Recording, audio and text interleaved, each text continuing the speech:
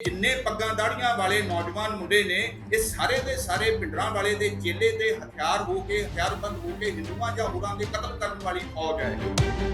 वो कहते कि असीं इस अंदोलन दे दौरान इस नतीजे ते पहुंचे, साडे विचों ये भरम दूर होया कि नहीं, ये पग्गां वाले मुंडे या कुड़ियां या पंजाबी ये भिंडरां वाले दे नहीं, ये शहीद भगत सिंह दे राह दे धारनी। मैं कहना चाहुंदा कि जदों पंजाब दे विच हथियार चुकाउण दा एक पूरा काम शुरू होया, उहदी वाजबीयत दे वल अज तक कोई नहीं है कि इत्थे की वो वाजिब सी उस वेले और किन्हां नूं अपने हमले दा निशाना किन्हां ते कीता गया। जिवें तुसीं ये गल मैं भाई दलजीत सिंह बिट्टू होरां दा इंटरव्यू कीता पिछले दिनी, ਉਹਦਾ ਦੂਜਾ ਪਾਰਟ ਅਜੇ ਰਿਲੀਜ਼ ਹੋਣਾ। ਉਹਦੇ 'ਚ ਮੈਂ ਉਹਨਾਂ ਤੋਂ ਸਿੱਧਾ ਪੁੱਛਿਆ ਕਿ ਜਿਹੜੇ ਕਾਮਰੇਡਾਂ ਦੇ ਕਤਲ ਹੋਏ, ਕਾਮਰੇਡ ਵਰਸਸ ਸਿੱਖ ਬਣਦਾ ਜਾਂ ਕਦੇ ਹਿੰਦੂਆਂ ਦੇ ਕਹਿੰਦੇ ਕਤਲ ਹੋਏ ਜਾਂ ਪੁਲਿਸ ਦੇ, ਉਹਨਾਂ ਨੇ ਕਿਹਾ ਕਿ ਹੇਠਲੇ ਕਾਡਰ ਤੋਂ ਹੋਏ ਸੀ, ਪਰ ਕਾਮਰੇਡਾਂ ਬਾਰੇ ਉਹ ਸਪੈਸ਼ਲੀ ਬੋਲੇ। ਉਹਨਾਂ ਨੇ ਕਿਹਾ ਕਿ ਸਾਡੀਆਂ ਮੁਖਬਰੀਆਂ ਕੀਤੀਆਂ ਗਈਆਂ, ਅਸੀਂ ਸੁਨੇਹੇ ਲਾਏ ਕਿ ਭਾਈ ਐ ਨਾ ਕਰੋ, ਕਿਸੇ ਵੀ ਸੰਘਰਸ਼ ਦੇ ਅੰਦਰ ਸਟੇਟ ਦੇ ਨਾਲ ਖੜੇ ਹੋ ਜਾਣਾ। ਉਹ ਕਹਿੰਦੇ ਸਾਡੇ ਸੰਘਰਸ਼ ਖਿਲਾਫ ਉਹ ਕਾਮਰੇਡ ਜਿਹਨਾਂ ਨੂੰ ਅਸੀਂ ਮਾਰਿਆ ਜਾਂ ਜਿਹੜੇ ਸਾਡੇ ਕਾਡਰ ਨੇ ਮਾਰੇ, ਉਹ ਸਟੇਟ ਦੇ ਨਾਲ ਸੀ, ਇਸ ਕਰਕੇ ਅਸੀਂ ਇਹ ਕੀਤਾ। ਕਿ ਕਾਤਲਾਨਾ ਹਮਲਾ ਸੰਤ ਰਣਜੀਤ ਸਿੰਘ ਢੱਡਰੀਆਂ ਵਾਲੇ ਦੇ ਉੱਪਰ ਵੀ ਹੋਇਆ, ਦੇਵਨੇਤ ਨਾਲ ਉਹ ਬੱਚੇ ਨੇ, ਉਹਨਾਂ ਨੂੰ ਲੈ ਕੇ ਉੱਡੀ ਗੱਲ ਕਿਉਂ ਨਹੀਂ ਹੋਈ? ਕਿਉਂਕਿ ਉਹ ਬਹੁਤਿਆਂ ਨੂੰ ਰਾਸ ਨਹੀਂ ਆਉਂਦੇ ਜਿਹੜੀ ਉਹ ਗੱਲ ਕਹਿ ਰਹੇ ਨੇ। ਅਜਿਹਾ ਹੀ ਕਾਤਲਾਨਾ ਹਮਲਾ ਨਿਊਜ਼ੀਲੈਂਡ ਦੇ ਵਿੱਚ ਕੀ ਹਰਨੇਕ ਸਿੰਘ ਹੁਣਾਂ ਦੇ ਉੱਪਰ ਨਹੀਂ ਕੀਤਾ ਗਿਆ? ਮੈਂ ਕਹਿ ਰਿਹਾ, ਮੈਂ ਥੋੜਾ ਇਹਨੂੰ ਹੋਰ ਥੋੜਾ ਖੋਲ ਦਿੰਨਾਗਾ, ਪਰ ਦੁਨੀਆ ਭਰ ਦੀਆਂ ਮੂਵਮੈਂਟਾਂ 'ਚ ਅਸੀਂ ਦੇਖਦੇ ਹਾਂ ਲੈਫਟ ਦੇ ਅੰਦਰ ਵੀ ਐਂ ਹੋਇਆਗਾ, ਜਿੱਥੇ ਜਿੱਥੇ ਲੈਫਟ ਦੀਆਂ ਹਥਿਆਰਬੰਦ ਮੂਵਮੈਂਟਾਂ ਜਿੱਥੇ ਵੀ ਚੱਲਦੀਆਂ ਨੇ, ਬੇਸਿਕਲੀ ਉੱਥੇ ਸ਼ੱਕ ਦੇ ਬਿਨਾਂ ਤੇ ਬਹੁਤ ਸਾਰੇ ਲੋਕ ਮਾਰੇ ਜਾਂਦੇ ਨੇ। ਕਤਲ ਦੀ ਜਸਟੀਫਿਕੇਸ਼ਨ ਦਾ ਕੋਈ ਹੋ ਨਹੀਂ ਸਕਦੀ। ਇਹ ਲੈਫਟ ਦੇ ਅੰਦਰ ਵੀ ਹੋਇਆ, ਜਿਵੇਂ ਸੀਪੀਆਈ ਮਾਓਇਸਟ ਦੀ ਜਿਹੜੀ ਪੀਡਬਲਿਊ ਤੇ ਐਮਸੀਸੀਆਈ ਸੀ, ਉਹਨਾਂ ਨੇ ਇੱਕ ਦੂਜੇ ਦੇ ਕਿੰਨੇ ਬੰਦੇ ਮਾਰੇ। ਉਹਦਾ ਦੋਵੇਂ ਲੈਫਟ ਸੀ, ਇੱਕ ਦੂਜੇ ਦੇ ਕਿੰਨੇ ਬੰਦੇ ਮਾਰੇ ਉਹਨਾਂ ਨੇ। ਪੋਲੀਟੀਕਲ ਵਾਇਲੈਂਸ ਦੀ ਪੂਰੀ ਥਿਊਰੀ ਹੈ ਇੰਟਰਨੈਸ਼ਨਲ ਮੂਵਮੈਂਟਸ। ਅਸੀਂ ਦੇਖਦੇ ਹਾਂ, ਲਿਟਿਆਂ ਨੂੰ ਦੇਖ ਲਓ, ਤੁਸੀਂ 7 ਸੈਕਟਰ ਚਲੇ ਜਾਓ, ਤੁਸੀਂ ਪੰਜਾਬ ਦੇ ਲੈਫਟ ਦੇ ਕੋਲੇ ਆ ਜਾਓ, ਤੁਸੀਂ ਜਿੱਥੇ ਮੈਂ ਤੁਹਾਨੂੰ ਦੱਸ ਰਿਹਾ ਪੀਪਲ ਵਾਰ ਤੇ ਐਮਸੀਸੀਆਈ ਲੜ ਰਹੀਆਂ ਸੀ, ਉੱਥੇ ਬੜਾ ਵੱਡਾ ਵਾਇਲੈਂਸ ਆਪਸ 'ਚ ਹੁੰਦਾ ਹੈ। ਇਹ ਥਿਊਰੀ ਨੂੰ ਜਸਟੀਫਾਈ ਕੀਤਾ ਜਾਂਦਾ ਕਿ ਪੋਲੀਟੀਕਲ ਵਾਇਲੈਂਸ ਜਸਟੀਫਾਈ ਹੈ ਕਿਉਂਕਿ ਸਟੇਟ ਬੜਾ ਇੰਡੀਵਿਜੂਅਲ ਵਾਇਲੈਂਸ ਕਰਦੀ ਹੈ। ਇਹ ਉਹ ਕਹਿੰਦੇ ਨੇ, ਮੈਂ ਕਹਿ ਰਿਹਾ ਸਾਰੇ ਕਹਿੰਦੇ ਨੇ, ਪੋਲੀਟੀਕਲ ਵਾਇਲੈਂਸ ਨਾਲ ਜੁੜੇ ਹੋਏ ਲੋਕ ਇਹ ਸਾਰਿਆਂ ਦੇ ਕਹਿਣ ਦੇ ਨਾਲ ਸੱਚ ਸਾਰੀਆਂ ਧਰਾਵਾਂ ਤੋਂ ਬਿਯੋਂਡ, ਸਾਰੀਆਂ ਧਰਾਵਾਂ। ਪਾਣੀ ਹੈ ਜਿਹੜਾ ਇਹ ਇਕੱਲਾ ਭਾਵਨਾਤਮਕ ਮਸਲਾ ਨਹੀਂ, ਇਹ ਪੰਜਾਬ ਦੀ ਆਰਥਿਕ ਭਵਿੱਖ ਤੇ ਹੋਣੀ ਦੇ ਨਾਲ ਜੁੜਿਆ ਹੋਇਆ ਹੈ। ਸਾਡੀ ਆਰਥਿਕਤਾ ਦਾ ਇੱਕ ਬੜਾ ਵੱਡਾ ਤੱਤ ਹੈ। ਇਸ ਆਰਥਿਕਤਾ ਦੇ ਤੱਤ ਨੂੰ ਲਾਂਭੇ ਕਰਕੇ ਇਹਨੂੰ ਐਵੇਂ ਹੀ ਮਤਲਬ ਇੱਕ ਸੋਇਲ ਦੀ ਪੂਰੀ ਇੱਕ ਪੋਲੀਟੀਕਲ ਇਕਨੋਮੀ ਆ, ਜੇ ਕਿਸੇ ਨੇ ਅੰਡਰਸਟੈਂਡ ਹੈਗੀ ਹੈ। ਹਾਂ, ਔਰ ਉਹ ਪੰਜਾਬ ਦੀ ਆਰਥਿਕਤਾ ਦੀ ਰੀੜ੍ਹ ਦੀ ਹੱਡੀ ਆ। ਮੈਂ ਇਹ ਗੱਲ ਕਹਿਣੀ ਚਾਹੂੰਗਾ ਕਿ ਜਦੋਂ ਜਸਵੰਤ ਸਿੰਘ ਕਮਲ ਹੁਣਾਂ ਨੇ ਦਰਿਆਈ ਪਾਣੀਆਂ ਦੇ ਮਸਲੇ ਨੂੰ ਆਪਣੀਆਂ ਲਿਖਤਾਂ ਦੇ ਨਾਲ ਪੰਜਾਬ ਦੇ ਲੋਕਾਂ ਦੇ ਨੇੜੇ ਲੈ ਗਏ, ਇਹਨੂੰ ਇੱਕ ਕੇਂਦਰੀ ਮਸਲਾ ਬਣਾਇਆ, ਤੇ ਬਹੁਤ ਸਾਰੀਆਂ ਖੱਬੀਆਂ ਪਾਰਟੀਆਂ ਨੇ ਤੇ ਇਸ ਗੱਲ ਦੇ ਉੱਪਰ ਵੀ ਬਹੁਤ ਉਜਰ ਕੀਤਾ ਕਿ ਇਹ ਕੀ ਕੀਤਾ ਜਾ ਰਿਹਾ ਹੈ, ਪਾਣੀ ਸਾਂਝਾ ਹੁੰਦਾ ਹੈ। ਉਹ ਕਹਿੰਦੇ ਸਾਂਝਾ ਹੋਣ ਦੀਆਂ ਵੀ ਕੁਝ ਸ਼ਰਤਾਂ ਹੁੰਦੀਆਂ ਨੇ, ਕੋਈ ਤਰੀਕਾ ਹੁੰਦਾ ਹੈ ਔਰ ਉਹਦੇ ਹੋਰ ਆਲਟਰਨੇਟਿਵਸ ਵੀ ਹੁੰਦੇ ਨੇ। ਪੰਜਾਬ ਦੀਆਂ ਲੋੜਾਂ ਪੂਰੀਆਂ ਕੀਤੇ ਬਿਨਾਂ ਇਹ ਕਿਵੇਂ ਹੋ ਸਕਦਾ? ਸਿੱਧੂ ਮੂਸੇਵਾਲਾ ਨੇ ਇੱਕ ਉਸ ਰੌਂ ਦੇ ਵੱਲ ਇਸ਼ਾਰਾ ਕੀਤਾ ਹੈ ਜਿਹੜਾ ਕਿ ਪੰਜਾਬ ਦੀ ਜਵਾਨੀ ਦੇ ਅੰਦਰ, ਉਹਦੇ ਲਹੂ ਦੇ ਅੰਦਰ ਗਰਦਿਸ਼ ਕਰਦਾ। ਉਹ ਕਿਤੇ ਨਾ ਕਿਤੇ ਆਪਣੇ ਹੋਣ ਦੇ ਸਵਾਲਾਂ ਨੂੰ ਮੁਖਾਤਿਬ ਹੈ ਕਿ ਸਾਡਾ ਬਣੇਗਾ ਕੀ। ਉਹ ਆਪਣੇ ਭਵਿੱਖ ਨੂੰ ਲੈ ਕੇ ਚਿੰਤਿਤ ਹੈ। ਉਹਨੂੰ ਮੇਰਾ ਇਹ ਵੀ ਨਾਲ ਕਹਿਣਾ ਹੈ ਕਿ ਉਹਦੇ ਅੰਦਰ ਇਸ ਨੂੰ ਲੈ ਕੇ ਰੋਹ ਤੇ ਹੈ, ਰੋਸ ਵੀ ਹੈ, ਰਾਹ ਕੋਈ। ਸਿੱਧੂ ਮੂਸੇਵਾਲਾ ਹਥਿਆਰਾਂ ਦੀ ਗੱਲ ਜਿਵੇਂ ਉਹ ਕਰਦਾ ਤੇ ਜਿਵੇਂ ਪਾਸ਼ ਕਰਦਾ ਹੈ, ਉਹਦੀ ਲਾਈਨ ਹੈ ਕਿ ਤੈਨੂੰ ਪਤਾ ਨਹੀਂ ਉਹ ਖਤਰਨਾਕ ਪਾਰਟੀ ਉੱਥੇ ਰਾਤਾਂ ਨੂੰ ਕੀ ਕਰਦੀ ਹੈ। ਦਰਅਸਲ ਉੱਥੇ ਕਹਿੰਦਾ ਆਦਮੀਆਂ ਵਰਗੇ ਹਥਿਆਰ ਨੇ ਤੇ ਹਥਿਆਰਾਂ ਵਰਗੇ ਆਦਮੀਆਂ ਵਰਗਾ ਹਥਿਆਰ ਹੋ ਸਕਣਾ ਤੇ ਹਥਿਆਰਾਂ ਵਰਗਾ ਆਦਮੀ ਹੋ ਸਕਣਾ। ਕਹਿੰਦਾ ਕਿ ਉੱਥੇ ਇਹ ਹੈ। ਫਿਰ ਉਹ ਕਹਿੰਦਾ ਕਿ ਦਰਅਸਲ ਉੱਥੇ ਇਹ ਕੁਝ ਵੀ ਨਹੀਂ, ਉੱਥੇ ਆਦਮੀਆਂ ਦੀ ਹਥਿਆਰਾਂ ਨਾਲੋਂ ਟੁੱਟ ਰਹੇ ਯਾਰਾਨੇ ਦੀ ਕੜਕੜ ਹੈ। ਇਹ ਯਾਰਾਨਾ ਟੁੱਟਣਾ ਚਾਹੀਦਾ, ਉਹਦੀ ਵੀ ਕੜਕੜ ਹੋਣੀ ਚਾਹੀਦੀ ਹੈ, ਤਾਂ ਹੀ ਬੰਦਾ ਹੋਣ ਦਾ ਜਨੂਨ ਨਿਭਾਇਆ ਜਾ ਸਕਦਾ। ਉਹ ਜ਼ਾਤੀ ਜ਼ਿੰਦਗੀ ਦੇ ਵਿੱਚ ਬੜਾ ਸ਼ਰਮੀਲਾ ਵੀ ਦਿਸਦਾ ਹੈ। ਉਹ ਖੁਦ ਇਹ ਵੀ ਕਹਿੰਦਾ ਆਪਣੇ ਇੱਕ ਗੀਤ ਦੇ ਵਿੱਚ ਕਿ ਉਹਦਾ ਪਿਤਾ ਉਹਨੂੰ ਇਹ ਜਦੋਂ ਪੁੱਛ ਰਹੇ ਨੇ ਕਿ 10 ਪੁੱਤ ਤੇਰਾ ਹੈਡ ਡਾਊਨ ਕਾਸਟ, 10 ਪੁੱਤ ਤੇਰਾ ਹੈਡ ਡਾਊਨ ਕਾਸਟ ਤੋਂ, ਚੰਗਾ ਭਲਾ ਹੱਸਦਾ ਸੀ ਮੌਨ ਕਾਸਟ ਤੋਂ। ਕਿ ਉਹਦਾ ਹੈਡ ਵੀ ਡਾਊਨ ਹੋ ਜਾਂਦਾ ਹੈ, ਉਹ ਵੀ ਉਦਾਸ ਹੋ ਜਾਂਦਾ ਹੈ, ਉਹ ਵੀ ਇੱਕ ਬੜਾ ਸੈਂਸਿਟਿਵ ਬੰਦਾ ਹੈ। ਜਦੋਂ ਕੋਈ ਉਸ ਨੂੰ ਮਾੜਾ ਚੰਗਾ ਬੋਲਦਾ ਉਹਨੂੰ ਚੰਗਾ ਨਹੀਂ ਲੱਗਦਾ। ਸ਼ੁਭਦੀਪ ਸਿੰਘ ਦੀ ਜਿਹੜੀ ਗੀਤਕਾਰੀ ਹੈ ਉਹਦੇ ਵੱਲ ਸਾਨੂੰ ਗੌਰ ਕਰਨਾ ਚਾਹੀਦਾ ਹੈ ਕਿ ਉਹਦੇ ਅੰਦਰ ਬੜੀ ਠੇਠ ਪੇਂਡੂ ਮਲਵਈ ਸ਼ਬਦਾਵਲੀ ਨੂੰ ਉਸ ਨੇ ਰੈਪ ਤੇ ਹਿਪ ਹੌਪ ਦੀਆਂ ਤਰਜ਼ਾਂ ਦੇ ਨਾਲ ਜਿਵੇਂ ਉਹਨੇ ਮਿਲਾਇਆ ਕਿ ਓਪਰਾ ਨਹੀਂ ਰਹਿਣ ਦਿੱਤਾ, ਔਰ ਉਹਦੇ ਜ਼ਰੀਏ ਉਸ ਵਿਦਾ ਦੇ ਵਿੱਚ ਇੱਕ ਸਪੇਸ ਖੜੀ ਕੀਤੀ ਕਿ ਇਹਦੇ ਅੰਦਰੋਂ ਉਹ ਕੁਝ ਵੱਡੀਆਂ ਗੱਲਾਂ ਕਹਿਣ ਦੇ ਵੱਲ ਜਾ ਰਿਹਾ ਸੀ। ਆਉ ਕਲਮ ਨਹੀਂ ਰੁਕਣੀ, ਨਿਤ ਨਵਾਂ ਹੁਣ ਗਾਣਾ ਆਊ। ਜਦੋਂ ਉਹਨੂੰ ਮੈਂ ਟਰੈਕਟਰ ਚਲਾਉਂਦਿਆਂ ਵੇਖਦਾ ਹਾਂ, ਉਹਨੂੰ ਮੈਂ ਕਰਾਹਾ ਲਾਉਂਦਿਆਂ ਵੇਖਦਾ ਹਾਂ, ਉਹਨੂੰ ਮੈਂ ਟਰਾਲੀ ਤੇ ਰਾਹ ਦਿੰਦਿਆਂ ਵੇਖਦਾ ਹਾਂ, ਉਹਨੂੰ ਮੈਂ ਪਾਟੀ ਨਾਲ ਪਾਣੀ ਪੀਂਦਿਆਂ ਵੇਖਦਾ ਤਾਂ ਉਹ ਮੈਨੂੰ ਬਹੁਤ ਹੀ ਸਹਿਜ ਤੇ ਨਜ਼ਦੀਕੀ ਲੱਗਦਾ। ਔਰ ਬਲਕਿ ਇਹੋ ਜਿਹੀਆਂ ਜਿਹੜੀਆਂ ਗੱਲਾਂ ਦੇ ਵਿੱਚ ਉਹਦੀ ਇੱਕ ਤੇ ਸਾਨੂੰ ਉਹਦੀ ਹੋਂਦ ਦੇ ਬਣਨ ਨੂੰ ਵੇਖਣਾ ਚਾਹੀਦਾ ਕਿ ਕਾਬਿਲ ਹੋਂਦ ਕਿਵੇਂ ਜਿਹੜਾ ਕਿ ਸਾਡੇ ਪੇਂਡੂਆਂ ਦੇ ਨਾਲ ਉਹਨਾਂ ਦੇ ਪੱਧਰ ਦੇ ਉੱਪਰ ਜਾ ਕੇ ਜਿਸ ਕਿਸਮ ਦੀ ਉਹ ਗੱਲ ਕਰ ਸਕਦਾ ਹੈ, ਜਿਹੜਾ ਕਿ ਉਹਨਾਂ ਦੇ ਅੰਦਰ ਦੇ ਖੌਲਦੇ ਹੋਏ ਲਾਵੇ ਨੂੰ, ਵੇਗ ਨੂੰ ਸਮਝਦਾ ਹੈ, ਉਹਨੂੰ ਰੱਦ ਨਹੀਂ ਕਰਦਾ, ਉਹਨੂੰ ਸਿੱਧਾ ਹੀ ਸਿੱਧਾ ਉਹਨੂੰ ਫਿਊਡਲ ਨਹੀਂ ਕਹਿ ਦਿੰਦਾ, ਉਹ ਉਹਨੂੰ ਸਮਝਣਾ ਚਾਹੁੰਦਾ ਕਿ ਨਹੀਂ ਇਹਦੇ ਅੰਦਰ ਕੋਈ ਮਾਦਾ ਹੈ, ਇਹਨੂੰ ਕਿਸੇ ਸਹੀ ਦਿਸ਼ਾ ਦੇਣ ਦੀ ਲੋੜ ਹੈ। ਇਹ ਵੀ ਖਬਰਾਂ ਮਿਲ ਰਹੀਆਂ ਨੇ ਕਿ ਪੁਸਤਕ ਮੇਲਿਆਂ ਦੇ ਵਿੱਚ ਬਹੁਤ ਕਿਤਾਬਾਂ ਵਿਕ ਰਹੀਆਂ ਨੇ, ਪੜ੍ਹੀਆਂ ਜਾ ਰਹੀਆਂ ਨੇ, ਉਹ ਕਿਹੋ ਜਿਹਾ ਲਿਖਿਆ ਜਾ ਰਿਹਾ ਹੈ ਤੇ ਕਿਹੋ ਜਿਹਾ ਪੜ੍ਹਿਆ ਜਾ ਰਿਹਾ ਹੈ ਜਿਹੜਾ ਕਿਤੇ ਦਰਜ ਹੀ ਨਹੀਂ ਹੋ ਰਿਹਾ। ਤੇ ਇੱਕ ਇਹ ਹੈ ਕਿ ਇੱਥੋਂ ਦਾ ਇੱਕ ਗੀਤ ਆਉਂਦਾ ਹੈ, ਉਹ ਇਸ ਕਿਸਮ ਦੇ ਉੱਪਰ ਚਰਚਾ ਛੇੜਦਾ ਹੈ ਕਿ ਇਸ ਸਮੇਂ ਇਹ ਲੱਗ ਰਿਹਾ ਹੈ ਕਿ ਕੋਈ ਹੋਰ ਵੀ ਸ਼ਾਇਰ ਹੈ ਪੰਜਾਬ 'ਚ ਕਿ ਨਹੀਂ ਹੈ। ਕਿਸੇ ਹੋਰ ਨੂੰ ਇਹ ਕਿਉਂ ਨਹੀਂ ਸੁਝਿਆ ਕਿ ਰਾਜਨੀਤੀ ਦੇ, ਪੰਜਾਬ ਦੇ ਇਤਿਹਾਸ ਦੇ, ਸਮਕਾਲ ਦੇ ਬੜੇ ਉਲਝੇ ਹੋਏ ਸਵਾਲ ਨੇ ਔਰ ਉਹਨਾਂ ਨੂੰ ਸਿੱਧਾ ਟੱਕਰਨ ਵਾਲਾ ਉਹ ਉਚਾਰ ਕਿੱਥੇ ਹੈ। ਮੈਂ ਉਹਨਾਂ ਨੂੰ ਅੱਜ ਕੱਲ ਅਗਨੀ ਵੀਰਾ ਦੇ ਵਾਂਗੂ ਉਹਦੀ ਜੀਵੀ ਤੇ ਸ਼ਬਦ ਵੱਡਾ ਹੁੰਦਾ ਹੈ, ਉਹਦੀ ਵੀਰ ਮੈਂ ਉਹਨਾਂ ਨੂੰ ਕਹਿਣਾ ਠੀਕ ਸਮਝਦਾ ਹੈ। ਤੇ ਜਾਂ ਜਿਹੜੇ PhD ਮਾਰਕਾ ਲੋਕ ਨੇ ਸਾਡੇ, ਇਹਨਾਂ ਦੇ ਲਈ ਮੈਨੂੰ ਲੱਗਦਾ ਹੈ ਕਿ ਡਿਗਰੀ ਵੀਰ ਸਾਨੂੰ ਸ਼ਬਦ ਹੁਣ ਇਹ ਵਰਤਣੇ ਚਾਹੀਦੇ ਨੇ। ਕਿ ਗੁਰੂ ਨਾਨਕ ਸਾਹਿਬ ਨੇ ਸਾਨੂੰ ਸਾਡੇ ਪਿਛੋਕੜ ਦੇ ਵਿੱਚ ਨਿਰਭਉ ਹੋਣ ਤੇ ਨਿਰਵੈਰ ਹੋਣ ਦੋਵਾਂ ਦੇ ਲਈ ਉਹਨਾਂ ਨੇ ਤਿਆਰ ਕੀਤਾ ਸੀ। ਕੋਈ ਵੀ ਜਿਹੜਾ ਥੋੜਾ ਬੰਦਾ ਵੀ ਅੜਬ ਹੁੰਦਾ ਹੈ, ਕੋਈ ਨਾਬਰ ਹੁੰਦਾ ਹੈ, ਉਹ ਨਿਰਭਉ ਤੇ ਹੋ ਸਕਦਾ, ਉਹਨੂੰ ਨਹੀਂ ਡਰ ਹੈਗਾ, ਉਹ ਪੰਗਾ ਲੈ ਸਕਦਾ, ਉਹ ਕਿਤੇ ਜਾ ਕੇ ਸਿਰ ਅੜਾ ਸਕਦਾ। ਪਰ ਕੀ ਉਹ ਨਿਰਵੈਰ ਵੀ ਹੈ? ਨਿਰਵੈਰ ਹੋਏ ਬਿਨਾਂ ਜਿਹੜਾ ਬੰਦਾ ਨਿਰਭਉ ਹੋ ਰਿਹਾ ਹੈ ਉਹ ਤੇ ਕੱਲ ਨੂੰ ਕੁਝ ਵੀ ਕਹਿਰ ਕਮਾ ਸਕਦਾ ਹੈ। ਇਸ ਲਈ ਨਿਰਭਉ ਬੰਦੇ ਦਾ, ਮਨੁੱਖ ਦੇ ਲਈ ਨਿਰਵੈਰ ਹੋਣਾ ਗੁਰਮਤਿ ਦੇ ਵਿੱਚ ਇੱਕ ਲਾਜ਼ਮੀ ਸ਼ਰਤ ਰੱਖੀ ਹੋਈ ਹੈ ਔਰ ਨਿਰਵੈਰ ਹੋਣ ਦੇ ਉੱਪਰ ਬਾਣੀ ਦਾ ਬਹੁਤ ਜ਼ੋਰ ਹੈ।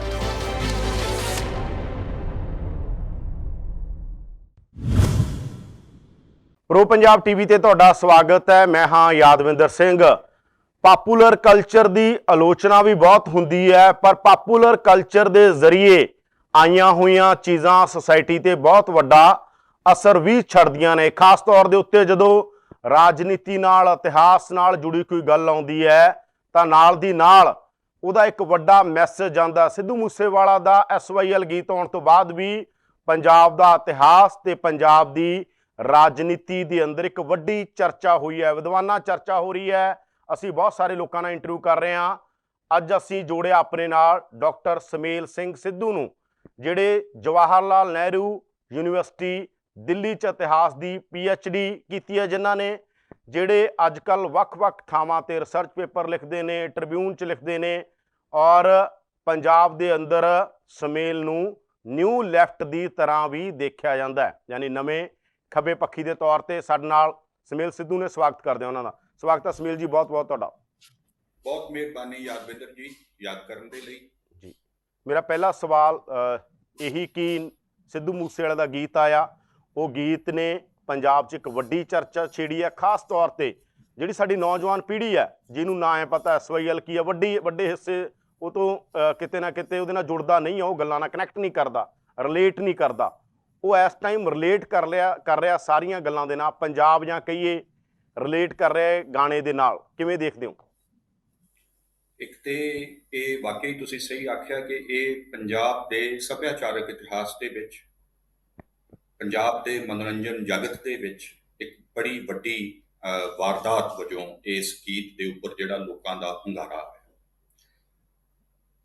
ਸ਼ੁਭਦੀਪ ਸਿੰਘ ਹੁਣਾਂ ਦਾ, ਜਿਨ੍ਹਾਂ ਨੂੰ ਸਿੱਧੂ ਮੂਸੇਵਾਲਾ ਦੇ ਤੌਰ ਦੇ ਉੱਤੇ ਆਪਾਂ ਜ਼ਿਆਦਾ ਜਾਣਦੇ ਹਾਂ, ਉਹਨਾਂ ਦੇ ਇਸ ਗੀਤ ਦੇ ਉੱਪਰ ਚਰਚਾ ਦੋ ਤਰ੍ਹਾਂ ਦੇ ਨਾਲ ਹੋ ਸਕਦੀ ਹੈ ਕਿ ਇਸ ਗੀਤ ਦਾ ਕੰਟੈਂਟ ਕੀ ਹੈ, ਇਹਦੇ 'ਚ ਆਖਿਆ ਕੀ ਗਿਆ, ਤੇ ਦੂਜੀ ਇਸ ਤਰ੍ਹਾਂ ਦੇ ਨਾਲ ਹੋ ਸਕਦੀ ਹੈ ਕਿ ਆਖਿਆ ਜੋ ਵੀ ਗਿਆ ਹੋਵੇ ਉਹ ਉਨਾ ਇੰਪੋਰਟੈਂਟ ਨਹੀਂ ਹੈ ਜਿੰਨਾ ਇਹ ਕਿ ਇਸ ਨੂੰ ਹੀ ਐਡਾ ਵੱਡਾ ਹੁੰਗਾਰਾ ਕਿਉਂ ਮਿਲਿਆ। ਕਿਉਂਕਿ ਉਹ ਖੁਦ ਵੀ ਕਹਿ ਚੁੱਕੇ ਨੇ ਕਿ ਉਹਨਾਂ ਨੇ ਇਸ ਤੋਂ ਪਹਿਲਾਂ ਜਦੋਂ ਬੰਦਾ ਸਿੰਘ ਬਹਾਦਰ ਦੀ ਵਾਰ ਗਾਈ ਜਾਂ ਊਧਮ ਸਿੰਘ ਹੁਣਾਂ ਦਾ ਜ਼ਿਕਰ ਲੈ ਕੇ ਆਂਦਾ ਆਪਣੇ ਗੀਤਾਂ ਦੇ ਵਿੱਚ, ਤਾਂ ਉਸ ਨੂੰ ਲੋਕਾਂ ਨੇ ਸੁਣਿਆ ਨਹੀਂ, ਉਹਨੂੰ ਹੁੰਗਾਰਾ ਨਹੀਂ ਭਰਿਆ, ਤੇ ਉਹਨਾਂ ਨੂੰ ਫਿਰ ਹਾਰ ਕੇ ਉਹੇ ਜਿਹੇ ਗੀਤ ਲਿਖਣੇ ਬੰਦ ਕਰਨੇ ਪਏ ਤੇ ਦੂਜੀ ਕਿਸਮ ਦੇ ਹਥਿਆਰਾਂ ਵਾਲੇ ਤੇ ਨੌਜਵਾਨਾਂ ਦੇ ਨਾਲ ਜ਼ਰਾ ਜੋਸ਼ੀਲੇ ਢੰਗ ਦੇ ਨਾਲ ਗੱਲ ਕਰਨ ਵਾਲੇ ਗੀਤਾਂ ਦੀ ਇੱਕ ਕਿਸਮ ਦੀ ਉਹਨਾਂ ਦੀ ਪਛਾਣ ਬਣ ਗਈ। ਸੋ ਇੱਕ ਤੇ ਉਹਨਾਂ ਦਾ ਜਿਹੜਾ ਇਹ ਸਵੈ ਕਥਨ ਹੈ, ਇਸ ਦੇ ਉੱਪਰ ਆਪਾਂ ਗੌਰ ਕਰੀਏ ਕਿ ਇਸ ਗੀਤ ਦੇ ਜਿਹੜੇ ਕੰਟੈਂਟਸ ਨੇ ਉਹ ਇਹਦੀ ਲੋਕ ਪ੍ਰਵਾਨਗੀ ਸਦਕਾ ਜਾਂ ਇਹਨੂੰ ਇੰਨਾ ਜ਼ਿਆਦਾ ਸੁਣੇ ਜਾਣ ਸਦਕਾ ਸਾਡੇ ਲਈ ਇਹ ਗੀਤ ਮਹੱਤਵਪੂਰਨ ਬਣਦਾ ਹੈ। ਦੂਜੀ ਗੱਲ ਹੁਣ ਇਹ ਵੇਖਣ ਦੀ ਲੋੜ ਹੈ ਕਿ ਕੀ ਲੋਕਾਂ ਨੇ SYL ਨੂੰ ਰਿਸਪੌਂਡ ਕੀਤਾ ਹੈ। ਜੇ ਉਹਨਾਂ ਨੇ SYL ਨੂੰ ਰਿਸਪੌਂਡ ਕੀਤਾ ਤਾਂ ਇਹਦਾ ਮਤਲਬ ਇਹ ਹੈ ਕਿ ਆਮ ਸਧਾਰਨ ਨੌਜਵਾਨਾਂ ਦੇ ਕੋਲ SYL ਨੂੰ ਲੈ ਕੇ ਕੋਈ ਆਪਣੀ ਸਮਝਦਾਰੀ ਸੀ ਜਿਸ ਨੂੰ ਕਿ ਉਹ ਇਸ ਗੀਤ ਦੇ ਜ਼ਰੀਏ ਹੋਰ ਪੜਤਾਲਣਾ, ਪੜਚੋਲਣਾ ਤੇ ਵਿਸਥਾਰਨਾ ਚਾਹੁੰਦੇ ਹੋਣ। ਮੈਨੂੰ ਇਹ ਲੱਗਦਾ ਨਹੀਂ ਕਿ ਅਜਿਹੇ ਯੂਥ ਨੂੰ, ਜਿਹੇ ਜੇ ਪੰਜਾਬ ਦੇ ਵਿੱਚ ਅਜਿਹੇ ਗੀਤਾਂ ਨੂੰ ਜਿਹੜੇ ਸੁਣਦੇ ਨੇ, ਕਿ ਉਹਨਾਂ ਨੂੰ ਸਿਆਸੀ ਮਸਲਿਆਂ ਦੇ ਬਾਰੇ ਇੰਨੀ ਇੱਕ ਡੂੰਘੀ ਜਾਣਕਾਰੀ ਹੋਵੇ। ਇਹਦਾ ਇੱਕ ਕਾਰਨ ਇਹ ਵੀ ਹੋ ਸਕਦਾ ਹੈ ਕਿ ਜਿਸ ਤਰ੍ਹਾਂ ਦਾ ਨਿਰਮਮ, ਨਿਹੱਕਾ ਔਰ ਘਾਤ ਲਾ ਕੇ ਜਿਵੇਂ ਉਹਨਾਂ ਦਾ ਕਤਲ ਕੀਤਾ ਗਿਆ ਹੈ, ਉਹਦੇ ਨਾਲ ਔਰ ਉਹਨਾਂ ਨੂੰ ਇਨਸਾਫ ਦਿਵਾਉਣ ਦੇ ਲਈ ਔਰ ਪੰਜਾਬ ਦੇ ਸੱਭਿਆਚਾਰ ਦੇ ਵਿੱਚ ਇਸ ਗੱਲ ਦਾ ਅਕਸਰ ਇੱਕ ਗੱਲ ਪਿੰਡਾਂ 'ਚ ਇਹ ਲੋਕ ਸੱਥਰਾਂ ਦੇ ਕਰਦੇ ਹੁੰਦੇ ਆ ਕਿ ਕਹਿਰ ਦੀ ਮੌਤ ਹੋਈ ਹੈ। ਉਸ ਕਹਿਰ ਦੀ ਮੌਤ ਨੇ ਸਾਰਿਆਂ ਨੂੰ ਹਿਲਾਇਆ ਕਿ ਕਿਸੇ ਦਾ ਵੀ ਇੱਕ ਬੜੇ ਫੰਡਾਮੈਂਟਲ ਲੈਵਲ ਦੇ ਉੱਪਰ ਕਿ ਇਸ ਸਮੇਂ ਪੰਜਾਬ ਦੇ ਵਿੱਚ ਕੋਈ ਵੀ ਸੁਰੱਖਿਅਤ ਨਹੀਂ ਹੈ। ਮੈਨੂੰ ਕਾਫੀ ਇਸ ਤਰ੍ਹਾਂ ਦੇ ਨਾਲ ਫੋਨ ਆਏ ਜਿਸ ਦੇ ਵਿੱਚ ਕਿ ਸਧਾਰਨ ਕੁੜੀਆਂ, ਮਾਪੇ ਡਰੇ ਹੋਏ ਨੇ ਕਿ ਸਾਨੂੰ ਕੋਈ ਵੀ ਰਾਹ ਚੱਲਦਿਆਂ ਮਾਰ ਸਕਦਾ ਹੈ, ਇੱਥੇ ਤੇ ਕਿਸੇ ਦੀ ਵੀ ਜਾਨ ਮਾਲ ਸੁਰੱਖਿਅਤ ਨਹੀਂ ਹੈ। ਇਹਨੇ ਇੱਕ ਵੱਖਰੇ ਢੰਗ ਦੇ ਨਾਲ ਪੰਜਾਬ ਨੂੰ ਅਣਹੋਣੀ ਥਾਂ ਵੀ ਡਿਕਲੇਅਰ ਕਰਨ ਦੇ ਵਿੱਚ ਇੱਕ ਮਦਦ ਕੀਤੀ, ਔਰ ਮੈਨੂੰ ਕਈ ਵਾਰ ਲੱਗਦਾ ਹੈ ਕਿ ਇਸ ਦਾ ਬਹੁਤ ਵੱਡਾ ਫਾਇਦਾ ਇਮੀਗ੍ਰੇਸ਼ਨ ਕਰਵਾਉਣ ਵਾਲੇ ਇੰਸਟੀਟਿਊਸ਼ਨਸ ਤੇ ਆਈਲੈਟਸ ਕਰਵਾਉਣ ਵਾਲਿਆਂ ਨੂੰ ਇਸ ਦਾ ਵਪਾਰਕ ਤੌਰ ਦੇ ਉੱਪਰ ਖਾਸਾ ਫਾਇਦਾ ਇਸ ਇੱਕ ਕਤਲकांड ਦਾ ਹੋ ਸਕਦਾ ਹੈ ਕਿ ਪੰਜਾਬ ਤੋਂ ਬਾਹਰ ਜਾ ਕੇ ਰਹਿ ਲਿਆ ਜਾਵੇ। ਘੱਟੋ ਘੱਟ ਤੁਸੀਂ ਆਪਣੀ ਜ਼ਿੰਦਗੀ ਨੂੰ ਉੱਥੇ ਪੂਰੀ ਕਰ ਸਕਦੇ ਹੋ, ਜਿਉਂ ਸਕਦੇ ਹੋ। ਇਹਦੇ ਦੂਜੇ ਹੀ ਜਿਹੜੀ ਨਾਲ ਇਹਦੇ ਗੱਲ ਜੁੜ ਗਈ ਕਿ ਸ਼ੁਭਦੀਪ ਸਿੰਘ ਦੇ ਜਿਹੜੇ ਆਪਣੇ ਵੀ ਗੀਤ ਨੇ ਇਸ ਤੋਂ ਪਹਿਲਾਂ ਦੇ ਵੀ, ਜਿਹਦੇ ਵਿੱਚ ਹਥਿਆਰਾਂ ਦੀ ਗੱਲ ਹੈ, ਜਿਹਦੇ ਵਿੱਚ ਚੋਬਰ ਦੇ ਚਿਹਰੇ ਦਾ ਨੂਰ ਇਹ ਦੱਸ ਰਿਹਾ ਹੈ ਕਿ ਉਹਦੀ ਅਰਥੀ ਨੇ ਛੇਤੀ ਉੱਠ ਜਾਣਾ ਹੈ, ਔਰ ਲਾਸਟ ਰਾਈਡ ਉਹਦਾ ਉਹ ਨਾਂ ਰੱਖਦੇ ਹੈ, ਤੇ ਉਹ ਸਾਰਾ ਕੁਝ ਰੂਪਮਾਨ ਹੋ ਜਾਂਦਾ ਹੈ, ਉਹ ਸਾਰਾ ਕੁਝ ਸਾਡੇ ਸਾਹਮਣੇ ਸਮੂਰਤ ਹੋ ਜਾਂਦਾ ਹੈ ਉਹਨਾਂ ਦੇ ਇਸ ਕਤਲ ਦੇ ਜ਼ਰੀਏ। ਸੋ ਇਸ ਕਤਲ ਦੇ ਨਾਲ, ਇਸ ਨਹੱਕੀ ਮੌਤ ਦੇ ਨਾਲ, ਉਹਨਾਂ ਦੇ ਇਸ ਕਿਸਮ ਦੇ ਚਲੇ ਜਾਣ ਦੇ ਨਾਲ ਕਈ ਇਹਦੀਆਂ ਤਹਿਾਂ ਨੇ ਜਿਹੜੀਆਂ ਕਿ ਸੱਭਿਆਚਾਰਕ ਵਰਤਾਰੇ ਦੀਆਂ ਸਾਡੇ ਸਾਹਮਣੇ ਆਉਂਦੀਆਂ। ਸੋ ਜਿਹੜਾ SYL ਦੇ ਬਾਬਤ ਮੈਨੂੰ ਲੱਗਦਾ ਹੈ, ਜੇ ਮੈਂ ਪਹਿਲੇ ਲਾਈਨ ਨਾਲ ਹੀ ਥੋੜਾ ਸ਼ੁਰੂ ਕਰਨਾ ਚਾਹੁੰਦਾ, ਗਾਣੇ ਦੀ ਵਿਆਖਿਆ ਕਰੀ ਆਪਾਂ ਥੋੜੀ ਜੀ, ਜਾਂ ਤੁਹਾਡੀ ਵਿਆਖਿਆ ਕੀ ਹੈਗੀ? ਵੱਖ-ਵੱਖ ਵਿਆਖਿਆਵਾਂ ਹੋ ਰਹੀਆਂ, ਤੁਹਾਡੀ ਵਿਆਖਿਆ ਕੀ ਹੈ? ਪਹਿਲੀ ਲਾਈਨ ਇਹ ਆ, ਸਾਨੂੰ ਸਾਡਾ ਪਿਛੋਕੜ ਤੇ ਸਾਡਾ ਲਾਣਾ ਦੇ ਦਿਓ, ਚੰਡੀਗੜ੍ਹ, ਹਿਮਾਚਲ ਤੇ ਹਰਿਆਣਾ ਦੇ ਦਿਓ। ਇਹਦੇ ਤੇ ਵਿਆਖਿਆ ਕਰਨ ਵਾਲਿਆਂ ਨੇ ਸਰਦਾਰ ਅਜਮੇਰ ਸਿੰਘ ਨੇ ਕਿਹਾ ਇਹ ਪਾਤਸ਼ਾਹੀ ਦੇ ਦਾਅਵੇ ਦੀ ਵਿਆਖਿਆ। ਸਿੱਖ ਤਾਂ ਕਦੇ ਵੀ ਐਕਸਪੈਂਸ਼ਨਿਸਟ ਨਹੀਂ ਰਹੇ, ਵਿਸਥਾਰਵਾਦੀ ਨਹੀਂ ਰਹੇ, ਉਹ ਤਾਂ ਹਮੇਸ਼ਾ ਰਾਖੇ ਬਣੇ ਨੇ। ਤੁਹਾਡੀ ਵਿਆਖਿਆ ਕੀ ਹੈ? ਇਸ ਗਾਣੇ ਤੇ ਹੀ ਰਹੀਏ, ਕਿਹਨੇ ਕੀ ਆਖਿਆ ਉਹਦੇ ਉੱਤੇ ਮੈਨੂੰ ਜ਼ਿਆਦਾ ਹਰੇਕ ਦੀ ਆਪੋ ਆਪਣੀ ਪੜ੍ਹਤ ਹੋ ਸਕਦੀ ਹੈ। ਮੈਂ ਇਹੋ ਹੀ ਇਹਨਾਂ ਸਤਰਾਂ ਦੇ ਨਾਲ ਮੈਂ ਵੀ 10 ਪੰਜਾ ਲੈ ਰਿਹਾ। ਉਹ ਇਹ ਹੈ ਕਿ ਪਿਛੋਕੜ ਨੂੰ ਅਸੀਂ ਕੀ ਆਪਣੀ ਮਰਜ਼ੀ ਮੁਤਾਬਕ ਪਰਿਭਾਸ਼ਿਤ ਕਰ ਲਵਾਂਗੇ ਕਿ ਸਾਨੂੰ ਕੁਝ ਇਸ ਗੱਲ ਦਾ ਪਤਾ ਹੈ ਕਿ ਸ਼ੁਭਦੀਪ ਸਿੰਘ ਆਪਣੇ ਪਿਛੋਕੜ ਤੋਂ ਕੀ ਫੈਸਲਾ ਕਰ ਰਿਹਾ। ਉਹਨੇ ਇਸ ਗੱਲ ਨੂੰ ਸਾਫ਼ ਨਹੀਂ ਕੀਤਾ। ਇਹੋ ਹੀ ਗੀਤ ਦੀ ਕਲਾ ਦੀ, ਉਹਦੇ ਰਹੱਸ ਦੀ, ਉਹਦੀ ਮਿਸਟੀਕ ਦਾ ਇਹ ਬੇਸ ਹੁੰਦੀ ਹੈ ਕਿ ਉਹ ਤੁਹਾਨੂੰ ਇੱਕ ਐਸੀ ਸਪੇਸ ਦੇ ਦਿੰਦਾ ਹੈ ਕਿ ਤੁਸੀਂ ਉਹਦੇ ਵਿੱਚੋਂ ਆਪਣੀ ਇਮੈਜੀਨੇਸ਼ਨ ਦੇ ਨਾਲ ਰੰਗ ਭਰ ਸਕਦੇ ਹੋ। ਸੋ ਇੱਕ ਤੇ ਇਸ ਗੀਤ ਨੂੰ ਅਸੀਂ ਸਮਝ ਸਕਦੇ ਹਾਂ ਕਿ ਇਹ ਇੱਕ ਕਿਸਮ ਦਾ ਚਾਰਟਰ ਆਫ ਡਿਮਾਂਡਸ ਹੈ, ਮੰਗ ਪੱਤਰ ਹੈ। ਸਾਨੂੰ ਚੰਡੀਗੜ੍ਹ, ਹਿਮਾਚਲ, ਹਰਿਆਣਾ ਦੇ ਦਿਓ, ਸਾਨੂੰ ਸਾਡਾ ਪਿਛੋਕੜ ਵੀ ਦੇ ਦਿਓ, ਸਾਨੂੰ ਸਾਡਾ ਲਾਣਾ ਵੀ ਦੇ ਦਿਓ, ਔਰ ਸਾਨੂੰ ਸੋਵਰੇਨਿਟੀ ਵੀ ਦੇ ਦਿਓ। ਤੇ ਜੇ ਇਹ ਨਹੀਂ ਦਿੰਦੇ ਤਾਂ ਫਿਰ ਅਸੀਂ ਪਾਣੀ ਨਹੀਂ ਦੇਵਾਂਗੇ, ਤੁਹਾਨੂੰ ਇੱਕ ਤੁਪਕਾ ਵੀ ਨਹੀਂ ਦੇਵਾਂਗੇ। ਔਰ ਇਸ ਕਿਸਮ ਦੀ ਇਹ ਉਹਨਾਂ ਦੇ ਕੋਲ ਇੱਕ ਮਾਤਰ, ਜਿਵੇਂ ਉਹਨਾਂ ਨੂੰ ਇਹ ਲੱਗਦਾ ਹੈ ਕਿ ਸਾਡੇ ਕੋਲ ਇੱਕ ਪਾਣੀ ਨਾਂ ਦੀ ਸ਼ੈ ਹੈ, ਇਹ ਅਸੀਂ ਫਿਰ ਸਾਂਝੀ ਨਹੀਂ ਕਰਾਂਗੇ ਜੇ ਸਾਡੀਆਂ ਇਹ ਮੰਗਾਂ ਨਾ ਮੰਨੀਆਂ ਗਈਆਂ। ਜੇ ਤੇ ਹੁਣ ਇਸ ਨੂੰ ਇੱਕ ਰਾਜਨੀਤਿਕ ਵਿਚਾਰ ਜਾਂ ਬਿਆਨ ਵਜੋਂ ਲੈਣਾ ਤਾਂ ਤੇ ਇਹਦੀ ਇੱਕ ਉਸ ਕਿਸਮ ਦਾ ਵਿਸ਼ਲੇਸ਼ਣ ਹੋ ਸਕਦਾ ਹੈ।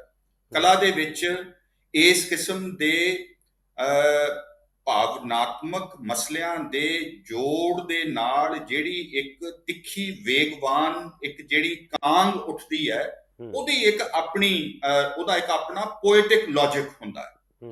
ਉਸ ਲੌਜਿਕ ਦੇ ਮੁਤਾਬਿਕ ਜੇ ਇਸ ਨੂੰ ਵੇਖਣਾ ਹੋਵੇ ਤਾਂ ਮੈਨੂੰ ਇਹ ਲੱਗਦਾ ਹੈ ਕਿ ਸਾਡਾ ਜਿਹੜਾ ਨੌਜਵਾਨ ਹੈ ਉਹਦੇ ਕੋਲ ਇਸ ਸਮੇਂ ਆਪਣੀਆਂ ਡਿਮਾਂਡਸ ਦੇ ਬਾਰੇ ਤੇ ਉਹਨੂੰ ਕੋਈ ਮੋਟਾ ਪਤਾ ਹੈ। ਉਹਨਾਂ ਡਿਮਾਂਡਸ ਨੂੰ ਲੈ ਕੇ ਲੜਨਾ ਕਿਵੇਂ ਹੈ, ਇਹਦੀ ਥਾਂ ਦੇ ਉੱਪਰ ਉਸ ਨੂੰ ਇਹ ਲੱਗਦਾ ਹੈ ਕਿ ਜੇ ਤੁਸੀਂ ਇਹ ਨਾ ਦਿੱਤਾ ਤਾਂ ਫਿਰ ਬਲਵਿੰਦਰ ਜਟਾਣੇ ਨੂੰ ਆਉਣਾ ਪਏਗਾ। ਇਹ ਜਿਹੜਾ ਇੱਕ ਸਿੱਧਾ ਕੰਟਰਾਸਟ ਹੈ ਕਿ ਜਾਂ ਸਾਨੂੰ ਇਹ ਦੇ ਦਿਓ ਤੇ ਜਾਂ ਅਸੀਂ ਬਲਵਿੰਦਰ ਜਟਾਣੇ ਵਾਲੇ ਰਾਹ ਦੇ ਉੱਪਰ ਜਾਵਾਂਗੇ। ਇਸ ਲਿਹਾਜ਼ ਦੇ ਨਾਲ ਮੈਨੂੰ ਇਹ ਲੱਗਦਾ ਕਿ ਇੱਥੇ ਉਹਨਾਂ ਨੇ ਬਲਵਿੰਦਰ ਜਟਾਣੇ ਦਾ ਨਾਂ ਲਿਆ। ਇਸ ਤੋਂ ਪਹਿਲਾਂ ਆਪਣੇ ਗੀਤਾਂ ਦੇ ਵਿੱਚ ਉਹ ਕੁਝ ਇਸ ਕਿਸਮ ਦੀਆਂ ਗੱਲਾਂ ਕਰਦੇ ਹੀ ਰਹਿੰਦੇ ਨੇ ਕਿ ਇੱਥੇ ਧੱਕਾ ਹੀ ਚੱਲੂਗਾ, ਜਿਹੜੀ 1 ਫੁੱਟ ਦੀ ਦੂਰੀ ਬਣਾ ਕੇ ਮੰਡੀਰ ਖੜਦੀ ਹੈ, ਉਹ ਆਪਣੀ ਡੱਬ 'ਚ ਗਲੋਕ ਰੱਖਦਾ ਹੈ, ਔਰ ਉਹ ਇਸ ਤਰ੍ਹਾਂ ਦੇ ਨਾਲ ਇਸ ਕਿਸਮ ਦਾ ਜਿਹੜਾ ਇੱਕ ਬਿੰਬ ਹੈ ਪੰਜਾਬ ਦੇ ਨੌਜਵਾਨ ਦਾ, ਉਸ ਬਿੰਬ ਦੇ ਉੱਪਰ ਬਲਵਿੰਦਰ ਜਟਾਣਾ ਦੀ ਇੱਕ ਸਮੂਰਤ ਹਸਤੀ ਨੂੰ ਉਹਦੇ ਉੱਪਰ ਢੁਕਾ ਲਿਆ ਗਿਆ। ਸੋ ਮੈਂ ਕਈ ਇਹਨੂੰ ਵਾਰੀ ਦੇਖਦਾ ਕਿ ਉਹ ਜਿਹੜੀ ਗੱਲ ਇੱਕ ਨਿੱਜੀ ਜਦੋਜਹਿਦ ਜਿਹੜੀ ਉਹਨਾਂ ਦੀ ਇਸ ਪੰਜਾਬ ਦੀ ਐਂਟਰਟੇਨਮੈਂਟ ਇੰਡਸਟਰੀ ਦੇ ਵਿੱਚ ਆਪਣਾ ਥਾਂ ਬਣਾਉਣ ਦੇ ਲਈ ਹੋ ਰਹੀ ਹੈ, ਜਿਹਦੇ ਵਿੱਚ ਕਿ ਕਦੇ ਉਹਨਾਂ ਨੂੰ ਦੁੱਕੀ ਤਿੱਕੀ ਵਾਂਗੂ ਲਾਂਭੇ ਰੱਖਿਆ ਗਿਆ ਜਿਹੜਿਆਂ ਵੱਡਿਆਂ ਦੇ ਵੱਲੋਂ, ਹੁਣ ਇਹਨਾਂ ਨੇ ਆਪਣੀ ਮਿਹਨਤ ਜਾਂ ਆਪਣੀ ਆਡੀਅנס ਦੇ ਸਿਰ ਦੇ ਉੱਪਰ ਇਸ ਜੋੜ ਦੇ ਨਾਲ ਉਸ ਇੰਡਸਟਰੀ ਦੇ ਵਿੱਚ ਆਪਣੇ ਆਪ ਨੂੰ ਸਿਖਰ ਤੇ ਲੈ ਗਏ ਨੇ, ਤੇ ਹੁਣ ਇਹਨਾਂ ਨੂੰ ਬਾਕੀ ਦੇ ਦੁੱਕੀ ਤਿੱਕੀ ਲੱਗ ਰਹੇ ਨੇ ਜਿਨ੍ਹਾਂ ਨੂੰ ਇਹਨਾਂ ਨੇ ਦੂਰ ਰੱਖਣਾ।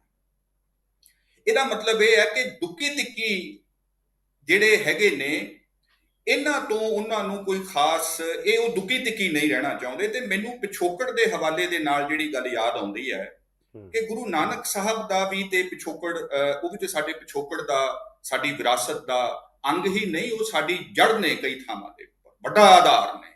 ਤੇ ਉਹ ਤਾਂ ਇਹ ਕਹਿੰਦੇ ਨੇ ਕਿ ਨੀਚਾਂ ਅੰਦਰ ਨੀਚ ਜਾਤ, ਨੀਚੀ ਹੂੰ ਅਤ ਨੀਚ। ਉਹ ਤੇ ਦੁੱਕੀ ਤਿੱਕੀ ਤੋਂ ਵੀ ਹੇਠਾਂ ਆਪਣੇ ਆਪ ਨੂੰ ਕਹਿ ਰਹੇ ਨੇ, ਨੀਚਾਂ ਅੰਦਰ ਨੀਚ ਜਾਤ, ਨੀਚੀ ਹੂੰ ਅਤ ਨੀਚ, ਨਾਨਕ ਤਿਨ ਕੈ ਸੰਗ ਸਾਥ, ਵੱਡਿਆਂ ਸਿਉ ਕਿਆ ਰੀਸ।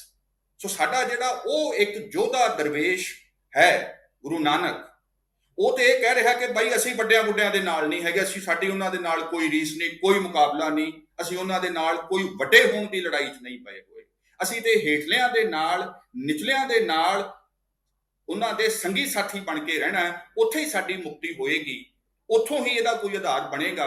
ਤਾਂ ਮੈਂ ਇਹ ਗੱਲ ਇਸ ਕਰਕੇ ਕਹਿਣੀ ਚਾਹ ਰਿਹਾ ਕਿ ਜਦੋਂ ਅਸੀਂ ਸਿੱਧੂ ਮੂਸੇਵਾਲੇ ਦੇ ਇਸ ਗੀਤ ਦੇ ਆਪਣੇ ਇਸ਼ਾਰਿਆਂ ਦੀ ਹੀ ਪੜਚੋਲ ਦੇ ਵੱਲ ਜਾਈਏ ਤਾਂ ਉਹਦੇ ਅੰਦਰ ਸਾਡੇ ਸਾਹਮਣੇ ਕੁਝ ਇਹ ਵੱਡੇ ਸਵਾਲ ਵੀ ਉੱਠਣੇ ਚਾਹੀਦੇ। ਮੈਂ ਦੂਜੀ ਜਿਹੜੀ ਗੱਲ ਕਹਿ ਰਿਹਾ ਕਿ ਗੁਰੂ ਨਾਨਕ ਨੇ, ਆਪਾਂ ਭਾਈ ਬਲਵਿੰਦਰ ਜਟਾਣਾ ਦੇ ਹਵਾਲੇ ਦੇ ਨਾਲ ਹੀ ਜਦੋਂ ਗੱਲਬਾਤ ਹੋ ਰਹੀ ਹੈ ਔਰ SYL ਦੇ ਨਾਲ ਜੋੜ ਕੇ ਜਿਵੇਂ ਕੀਤੀ ਜਾ ਰਹੀ ਹੈ, ਤਾਂ ਦੋ ਗੱਲਾਂ ਇਹਦੇ ਬਾਬਤ ਕਹਿਣੀਆਂ ਇਹ ਵੀ ਬਣਦੀਆਂ ਨੇ ਕਿ ਪੰਜਾਬ ਦੇ ਵਿੱਚ ਧਰਮ ਯੁੱਧ ਮੋਰਚਾ ਸ਼੍ਰੋਮਣੀ ਅਕਾਲੀ ਦਲ ਨੇ ਸੰਤ ਹਰਚੰਦ ਸਿੰਘ ਲੌਂਗੋਵਾਲ ਜੀ ਦੀ ਅਗਵਾਈ ਦੇ ਵਿੱਚ ਲਾਇਆ ਸੀ। ਅਕਾਲੀਆਂ ਨੂੰ ਮੈਂ ਇਸ ਗੱਲ ਦਾ ਹਮੇਸ਼ਾ 20ਵੀਂ ਸਦੀ ਦੇ ਵਿੱਚ ਉਹਨਾਂ ਨੂੰ ਇਸ ਗੱਲ ਦਾ ਮਹਾਨ ਸਿਹਰਾ ਵੱਜਦਾ ਹੈ ਕਿ ਸਾਰੇ ਦੀ ਸਾਰੀ 20ਵੀਂ ਸਦੀ ਦੇ ਵਿੱਚ ਸ਼ਾਂਤਮਈ ਰਹਿੰਦਿਆਂ ਹੋਇਆਂ ਸਿੱਧ ਕੁਰਬਾਨ ਹੋ ਕੇ ਸ਼ਹਾਦਤਾਂ ਕਰਕੇ ਉਹਨਾਂ ਨੇ ਲੋਕਾਂ ਦੀ ਲਾਮਬੰਦੀ ਦੇ ਆਪਣੇ ਜਿਹੜੇ ਹਾਕਮਾਂ ਨੂੰ ਉਹ ਨਿਰੁੱਤਰ ਕੀਤਾ, ਉਹਨਾਂ ਨੂੰ ਨੈਤਿਕ ਹਾਰ ਦਿੱਤੀ। ਨੈਤਿਕ ਹਾਰ ਬਾਅਦ ਦੇ ਵਿੱਚ ਰਾਜਨੀਤਿਕ ਜਿੱਤ ਲਈ। ਔਰ ਇਹੋ ਹੀ ਗੱਲ ਐਮਰਜੈਂਸੀ ਦੇ ਦੌਰਾਨ ਸਾਰੇ ਦੇ ਸਾਰੇ ਦਿਨ ਅਕਾਲ ਤਖਤ ਤੋਂ ਮੋਰਚੇ ਜਾਂਦੇ ਸੀ, ਜਥੇ ਜਾਂਦੇ ਸੀ, ਜਿਹੜੇ ਗ੍ਰਿਫਤਾਰੀਆਂ ਦਿੰਦੇ ਸੀ। ਔਰ ਇਹ ਹਰ ਰੋਜ਼ ਜਿੰਨੇ ਸਾਲ ਐਮਰਜੈਂਸੀ ਲੱਗੀ ਰਹੀ, ਇਹ ਕੰਮ ਹਰ ਰੋਜ਼ ਹੁੰਦਾ ਰਿਹਾ। ਅਕਾਲੀਆਂ ਨੇ ਇੰਨੀ ਵੱਡੀ ਰੈਜ਼ਿਸਟੈਂਸ ਡੈਮੋਕ੍ਰੇਸੀ ਨੂੰ ਬਹਾਲ ਕਰਾਉਣ ਦੇ ਲਈ ਇਸ ਦੇਸ਼ ਦੇ ਵਿੱਚ ਦਿੱਤੀ। ਔਰ ਉੱਥੋਂ ਹੀ ਇਹ ਨਹਿਰੀ ਪਾਣੀਆਂ ਦੇ ਮੋਰਚੇ ਤੋਂ, ਕਪੂਰੀ ਦੇ ਮੋਰਚੇ ਤੋਂ ਸ਼ੁਰੂ ਹੋਇਆ ਇਹ ਮੋਰਚਾ। ਹੋਰ ਮੰਗਾਂ ਨੂੰ ਨਾਲ ਲੈ ਕੇ ਧਰਮ ਯੁੱਧ ਮੋਰਚੇ ਦਾ ਜਦੋਂ ਨਾਮ ਬਣਦਾ ਹੈ। ਤੇ ਇੱਕ ਗੱਲ ਮੈਂ ਇਹ ਵੀ ਦੱਸ ਦਿਆਂ ਕਿ ਧਰਮ ਯੁੱਧ ਦਾ ਜਿਹੜਾ ਸ਼ਬਦ ਹੈ ਇਹ ਮਹਾਭਾਰਤ ਤੋਂ ਆਉਂਦਾ। ਮਹਾਭਾਰਤ ਨੂੰ ਧਰਮ ਯੁੱਧ ਆਖਿਆ ਗਿਆ ਕਿ ਉੱਥੇ ਹੱਕ ਸੱਚ ਦੀ, ਅਨਿਆਂ ਤੇ ਨਾਇਨਸਾਫੀ ਦੇ ਖਿਲਾਫ ਜੰਗ ਹੈ, ਜਿਹਦੇ ਵਿੱਚ ਪਾਂਡੂ ਧਰਮ ਯੁੱਧ ਲੜ ਰਹੇ ਨੇ। ਇਸੇ ਕਰਕੇ ਯੁਧਿਸ਼ਠਰ ਦਾ ਇੱਕ ਨਾਮ ਧਰਮ ਪੁੱਤਰ ਵੀ ਹੈ। ਸੋ ਅਕਾਲੀ ਜਦੋਂ ਧਰਮ ਯੁੱਧ ਉਹਨੂੰ ਕਹਿ ਰਹੇ ਨੇ ਤਾਂ ਉਹ ਹੱਕ ਸੱਚ ਦੇ ਲਿਹਾਜ਼ ਦੇ ਨਾਲ ਕਹਿ ਰਹੇ ਨੇ, ਨਾ ਕਿ ਸਿੱਖ ਧਰਮ ਦੀ ਕੋਈ ਲੜਾਈ ਜਾਂ ਯੁੱਧ ਦੀ ਉਹ ਕੋਈ ਗੱਲ ਕਰ ਰਹੇ। ਇਹਦੇ ਵਿੱਚ ਜਿੱਥੇ ਸਭ ਤੋਂ ਵੱਡੀ ਦੁਫਾੜ ਆਉਂਦੀ ਹੈ ਕਿ ਦਮਦਮੀ ਟਕਸਾਲ ਵਾਲੇ ਆਪਣੀਆਂ ਮੰਗਾਂ ਦੇ ਉੱਪਰ ਮੋਰਚਾ ਲਾ ਕੇ, ਔਰ ਉਹ ਜਿਵੇਂ ਅਕਾਲ ਤਖਤ ਦੇ ਵਿੱਚ ਉਹ ਜਾਂਦੇ ਨੇ ਤੇ ਇਸ ਨੂੰ ਇੱਕ ਹਥਿਆਰਬੰਦ ਜਿਹੜਾ ਰੁਖ ਦਿੰਦੇ ਨੇ ਇਸ ਚੀਜ਼ ਦੇ ਉੱਤੋਂ। ਔਰ ਸੰਤ ਜਰਨੈਲ ਸਿੰਘ ਭਿੰਡਰਾਂ ਵਾਲੇ ਲਗਾਤਾਰ ਅਕਾਲੀਆਂ ਦੇ ਉੱਪਰ ਅੰਦਰੋਂ ਹਮਲੇ ਕਰਦੇ ਰਹਿੰਦੇ ਆ ਕਿ ਤੁਹਾਡੀ ਸ਼ਾਂਤਮਈ ਨੇ ਕੀ ਲੈ ਕੇ ਦਿੱਤਾ, ਅਸੀਂ ਇੱਥੇ ਨਹੀਂ ਰਹਿ ਸਕਦੇ, ਇਹ ਤੇ ਹੁਣ ਲੜਾਈ ਹੋਏਗੀ, ਸਾਨੂੰ ਸਾਡੀ ਜੀਪ ਦੇ ਦਿਓ। ਮਸ਼ਕਰੀਆਂ ਵੀ ਕਰ ਰਹੇ ਨੇ ਉਹ ਕਿ ਸਾਡੀ ਤਾਂ ਜੀ ਜੀਪ ਮੋੜ ਦਿਓ, ਸਾਡੀ ਜੀਪ ਦੀ ਲੜਾਈ ਹੈ। ਮੈਂ ਜਦੋਂ ਇਹਨਾਂ ਗੱਲਾਂ ਦੇ ਵੱਲ ਧਿਆਨ ਦੇ ਨਾਲ ਦੇਖਦਾ ਹਾਂ ਤਾਂ ਮੈਂ ਇਸ ਨੂੰ ਬਿਲਕੁਲ ਇਉਂ ਹੀ ਵੇਖਦਾ ਕਿ ਜਿਹੜੀ ਉਦੋਂ ਲੜਾਈ ਸੋਵਰੇਨਿਟੀ ਨੂੰ ਲੈ ਕੇ, ਹੋਂਦ ਨੂੰ ਲੈ ਕੇ ਤੇ ਹੋਰਾਂ ਚੀਜ਼ਾਂ ਨੂੰ ਲੈ ਕੇ ਜਿਹੜੀ ਚੱਲੀ 80 ਦੇ ਦਹਾਕੇ ਤੇ 90 ਦੇ ਦਹਾਕੇ ਤੱਕ, ਉਹਦਾ ਲੇਖਾ ਜੋਖਾ ਨਹੀਂ ਹੋਇਆ ਕਿ ਉਹਨੇ ਹਾਸਲ ਕੀ ਕਰਕੇ ਦਿੱਤਾ। 2 ਵਾਰੀ ਪੰਜਾਬ ਦੇ ਲੋਕਾਂ ਨੇ ਨੁਮਾਇੰਦਗੀ ਦੇ ਲਈ ਇਹਨਾਂ ਧਿਰਾਂ ਨੂੰ ਮੌਕਾ ਦਿੱਤਾ। ਸਨ 1999 ਦੇ ਵਿੱਚ ਵੱਡੇ ਪੱਧਰ ਦੇ ਉੱਤੇ 11 ਸੀਟਾਂ ਦੇ ਉੱਤੇ ਜਿਤਵਾ ਕੇ MP ਭੇਜੇ। ਇਹਨਾਂ ਨੇ ਉਹਦੇ ਵਿੱਚ ਸੰਸਦ ਦੇ ਵਿੱਚ ਦਾਖਲ ਹੋਣ ਤੋਂ ਹੀ ਮਨਾ ਕਰ ਦਿੱਤਾ। ਇਹਨਾਂ ਨੇ ਆਪਣੇ ਲੋਕਾਂ ਦੇ ਦਿੱਤੇ ਫਤਵੇ ਦੀ ਏਡੀ ਬੇਅਦਬੀ ਕੀਤੀ। 1991 ਦੇ ਵਿੱਚ, ਫਿਰ 92 ਦੇ ਵਿੱਚ ਲੋਕ ਇਹਨਾਂ ਨੂੰ ਪੰਜਾਬ ਦੀਆਂ ਵਿਧਾਨ ਸਭਾ ਚੋਣਾਂ ਦੇ ਆਉਣਾ ਚਾਹ ਰਹੇ ਸਨ, ਮੀਟਿੰਗਾਂ ਹੋ ਰਹੀਆਂ ਸਨ, ਔਰ ਇਹਨਾਂ ਨੇ ਉਦੋਂ ਚੋਣ ਲੜਨ ਤੋਂ ਫੇਰ ਮਨਾ ਕਰ ਦਿੱਤੀ। ਜਿਹੜੀ ਸਰਕਾਰ ਜਿੱਤ ਕੇ ਤੁਸੀਂ ਆਪਣੀ ਗੱਲ ਪੂਰੀ ਕਰ ਦਿਓ, ਤੁਸੀਂ ਆਪਣੀ ਗੱਲ ਪੂਰੀ ਕਰਿਓ ਸੁਮੇਲ, ਅਗਲੇ ਸਵਾਲ 'ਚ ਗੱਲ ਪੂਰੀ ਕਰ ਦਿਓ ਜਿਹੜੀ ਵੀ ਰੱਖਣੀ ਆ। ਮੈਂ ਸਵਾਲ ਕਰਦਾ ਹਾਂ ਨਾਲ ਜਿਵੇਂ ਤੁਸੀਂ ਇਸ ਸਾਰੀ ਗੱਲ ਦੇ ਉੱਤੇ ਗੱਲ ਕਰ ਰਹੇ ਹੋ, ਇੱਕ ਪੋਲੀਟੀਕਲ ਸਵਾਲ ਤਾਂ ਵੱਡੇ ਸਵਾਲ ਦੇ ਰੂਪ 'ਚ ਸੀ, ਔਰ ਆਪਾਂ ਦੁਨੀਆ ਭਰ ਨੂੰ ਜਦੋਂ ਦੇਖਦੇ ਹਾਂ, ਤੁਸੀਂ ਲਿਟਿਆਂ ਨੂੰ ਦੇਖਦੇ ਹੋ, ਫਲਸਤੀਨ ਚਲੇ ਜਾਂਦੇ ਹੋ, ਹਮਾਸ ਹੈ, ਹੋਰ ਬਹੁਤ ਸਾਰਾ ਕੁਛ ਮੈਂ 20 ਆਰਗੇਨਾਈਜੇਸ਼ਨਾਂ ਦੇ ਨਾਂ ਲੈ ਸਕਦਾ ਦੁਨੀਆ ਦੇ ਅੰਦਰ, ਆਇਰਲੈਂਡ ਦੇ ਅੰਦਰ, ਹੋਰ ਬਹੁਤ ਸਾਰੀਆਂ ਥਾਵਾਂ 'ਤੇ ਕਿਤੇ ਆਰਮਡ ਸਟਰਗਲ ਦਾ ਉਹ ਰੂਪ ਲੈ ਲੈਂਦੇ ਨੇ, ਕਿਤੇ ਫਿਰ ਆਰਮਡ ਸਟਰਗਲ ਨੂੰ ਛੱਡ ਦਿੰਦੇ ਨੇ, ਕਿਤੇ ਨੇਪਾਲ ਦੇ ਅੰਦਰ ਅਸੀਂ ਦੇਖਿਆ ਐਂਡ ਦੇ ਅੰਦਰ ਜਾ ਕੇ ਉਹ ਫੌਜ 'ਚ ਹੀ ਮਰਜ ਹੋ ਜਾਂਦੇ ਨੇ ਮਾਓਵਾਦੀ ਨੇ ਜਿਹੜੇ ਨੇਪਾਲ ਦੇ। ਸਾਡੇ ਕੋਲ ਬਹੁਤ ਸਾਰੇ, ਜਾਂ 7 ਸਿਸਟਰਸ ਦੇ ਅੰਦਰ ਅਸੀਂ ਦੇਖਦੇ ਰਹੇ ਹਾਂ ਕਿਸ ਤਰ੍ਹਾਂ ਦੀ ਕਦੇ ਆਰਮਡ ਸਟਰਗਲ ਆ, ਕਦੇ ਪੋਲੀਟੀਕਲ ਸਟਰਗਲ ਆ। ਪੋਲੀਟੀਕਲ ਸਵਾਲ ਦੇ ਉੱਤੇ ਹੀ ਇਹ ਸਾਰੀਆਂ ਚੀਜ਼ਾਂ ਸ਼ੇਪ ਲੈ ਰਹੀਆਂ ਸੀ, ਜਾਂ ਤੁਹਾਨੂੰ ਲੱਗਦਾ ਆਈਸੋਲੇਸ਼ਨ ਸੀਗੀਆਂ? ਮੈਨੂੰ ਤੇ ਇਹ ਲੱਗਦਾ ਪੋਲੀਟੀਕਲ ਦੇ ਉੱਪਰ ਕਿਵੇਂ ਲੜਾਈ ਵਿੱਢੀ ਜਾਵੇ, ਜਨਤਕ ਲਾਮਬੰਦੀ ਨੂੰ ਇੱਕ ਰਾਜਨੀਤਿਕ ਦਿਸ਼ਾ ਦੇ ਵੱਲ ਕਿਵੇਂ ਲੈ ਕੇ ਜਾਇਆ ਜਾਵੇ, ਰਾਜਾਂ ਦੇ ਵੱਧ ਅਧਿਕਾਰਾਂ ਦੇ ਲਈ ਬਾਕੀ ਸੂਬਿਆਂ ਨੂੰ ਨਾਲ ਲੈਣ ਦੇ ਵਿੱਚ ਉਦੋਂ ਸ਼੍ਰੋਮਣੀ ਅਕਾਲੀ ਦਲ ਦੀ ਝੰਡੀ ਹੁੰਦੀ ਸੀ। 3 ਸੂਬੇ ਅਜਿਹੇ ਸਨ ਜਿਹੜੇ ਸੂਬਿਆਂ ਦੇ ਵੱਧ ਅਧਿਕਾਰਾਂ ਦੇ ਲਈ ਸਭ ਤੋਂ ਵੱਧ ਬੋਲਦੇ ਸੀ, ਤਾਮਿਲਨਾਡੂ, ਬੰਗਾਲ, ਕਸ਼ਮੀਰ ਤੇ ਪੰਜਾਬ ਚੌਥਾ। ਔਰ ਇਹਨਾਂ ਦੇ ਵਿੱਚ ਜਿਹੜੀਆਂ ਵਿਰੋਧੀ ਪਾਰਟੀਆਂ ਦੀ ਕਾਂਗਰਸ ਦੇ ਖਿਲਾਫ ਇਸ ਗੱਲ ਨੂੰ ਲੈ ਕੇ ਵੱਡੀ ਲਾਮਬੰਦੀ ਹੁੰਦੀ ਸੀ। ਮੈਂ ਇਹ ਕਹਿਣਾ ਚਾਹੁੰਦਾ ਕਿ ਜਦੋਂ ਪੰਜਾਬ ਦੇ ਵਿੱਚ ਹਥਿਆਰ ਚੁਕਾਉਣ ਦਾ ਇੱਕ ਪੂਰਾ ਕੰਮ ਸ਼ੁਰੂ ਹੋਇਆ, ਉਹਦੀ ਵਾਜਬੀਅਤ ਦੇ ਵੱਲ ਅੱਜ ਤੱਕ ਕੋਈ ਨਹੀਂ ਗਿਆ ਕਿ ਇੱਥੇ ਕੀ ਉਹ ਵਾਜਬ ਸੀ ਉਸ ਵੇਲੇ, ਔਰ ਕਿਹਨਾਂ ਨੂੰ ਆਪਣੇ ਹਮਲੇ ਦਾ ਨਿਸ਼ਾਨਾ ਕਿਹਨਾਂ ਤੇ ਕੀਤਾ ਗਿਆ। ਜਿਹੜੇ ਲੋਕਾਂ ਨੂੰ ਹੇਠਲੇ ਪੱਧਰ ਦੇ ਉੱਪਰ, ਰਾਜਸੀ ਪੱਧਰ ਦੇ ਉੱਪਰ ਚੇਤਨ ਕਰ ਰਹੇ ਸੀ, ਜਿਹੜੇ ਉਹਨਾਂ ਨੂੰ ਲਾਮਬੰਦੀ ਕਰਨ ਦੇ ਵੱਲ ਤੁਰੇ ਹੋਏ ਸੀ, ਕਾਮਰੇਡ ਸੁਖਦੇਵ ਖੱਦਰ, ਕਾਮਰੇਡ ਜੈਮਲ ਸਿੰਘ ਪੱਡਾ, ਸ਼ਹੀਦ ਦੀਪਕ ਧਵਨ, ਕਾਮਰੇਡ ਦਰਸ਼ਨ ਸਿੰਘ ਕੈਨੇਡੀਅਨ ਵਰਗੇ ਬੰਦੇ, ਕਾਮਰੇਡ ਜਗੀਰ ਸਿੰਘ ਕੌਲਸੇੜੀ ਵਰਗੇ ਬੰਦੇ, ਇਹਨਾਂ ਬੰਦਿਆਂ ਨੇ ਪੰਜਾਬ ਦੀ ਜਿਹੜੀ ਖਿਦਮਤ ਕੀਤੀ ਸੀ, ਇਹ ਕਿਹੜਿਆਂ ਸੰਘਰਸ਼ਾਂ ਚੋਂ ਪੱਕ ਕੇ ਅੱਗੇ ਆਏ ਸੀ। ਇਹ ਕੋਈ ਇੱਕ ਦਿਨ 'ਚ ਬਣ ਜਾਂਦੇ ਨੇ ਇਹੋ ਜਿਹੇ ਬੰਦੇ? ਇਸ ਤਰ੍ਹਾਂ ਦੇ ਨਾਲ ਇਹਨਾਂ ਨੂੰ ਜਿਹੜਾ ਨਿਸ਼ਾਨਾ ਲਾ ਕੇ ਖਤਮ ਕੀਤਾ ਗਿਆ, ਪੰਜਾਬ ਦੇ ਵਿੱਚ ਪ੍ਰਤੀਰੋਧ ਲੋਕਾਂ ਦੇ ਨੂੰ ਇੱਕ ਸਾਰਥਕ ਦਿਸ਼ਾ ਦੇਣ ਤੋਂ ਭਟਕਾ ਕੇ ਉਹਨਾਂ ਨੂੰ ਇਹਨਾਂ ਗੋਲੀਆਂ ਦਾ ਨਿਸ਼ਾਨਾ ਬਣਾਇਆ ਗਿਆ। ਕੀ ਇਹ ਅੱਜ ਦੀ ਜਿਹੜੀ ਗੈਂਗ ਵਾਰ ਚੱਲ ਰਹੀ ਹੈ, ਜਿਹਦੇ ਵਿੱਚ ਕਿ ਸਿੱਧੂ ਮੂਸੇਵਾਲਾ ਕਤਲ ਹੋਇਆ ਹੈ, ਕੀ ਇਹ ਇਸ ਨੂੰ ਤੇ ਆਖਿਆ ਜਾ ਰਿਹਾ ਹੈ ਕਿ ਪੰਜਾਬ ਦੇ ਹੱਕ 'ਚ ਉੱਠਣ ਵਾਲੀ ਹਰੇਕ ਆਵਾਜ਼ ਨੂੰ ਇਉਂ ਖਤਮ ਕਰ ਦਿੰਦਾ ਸਟੇਟ?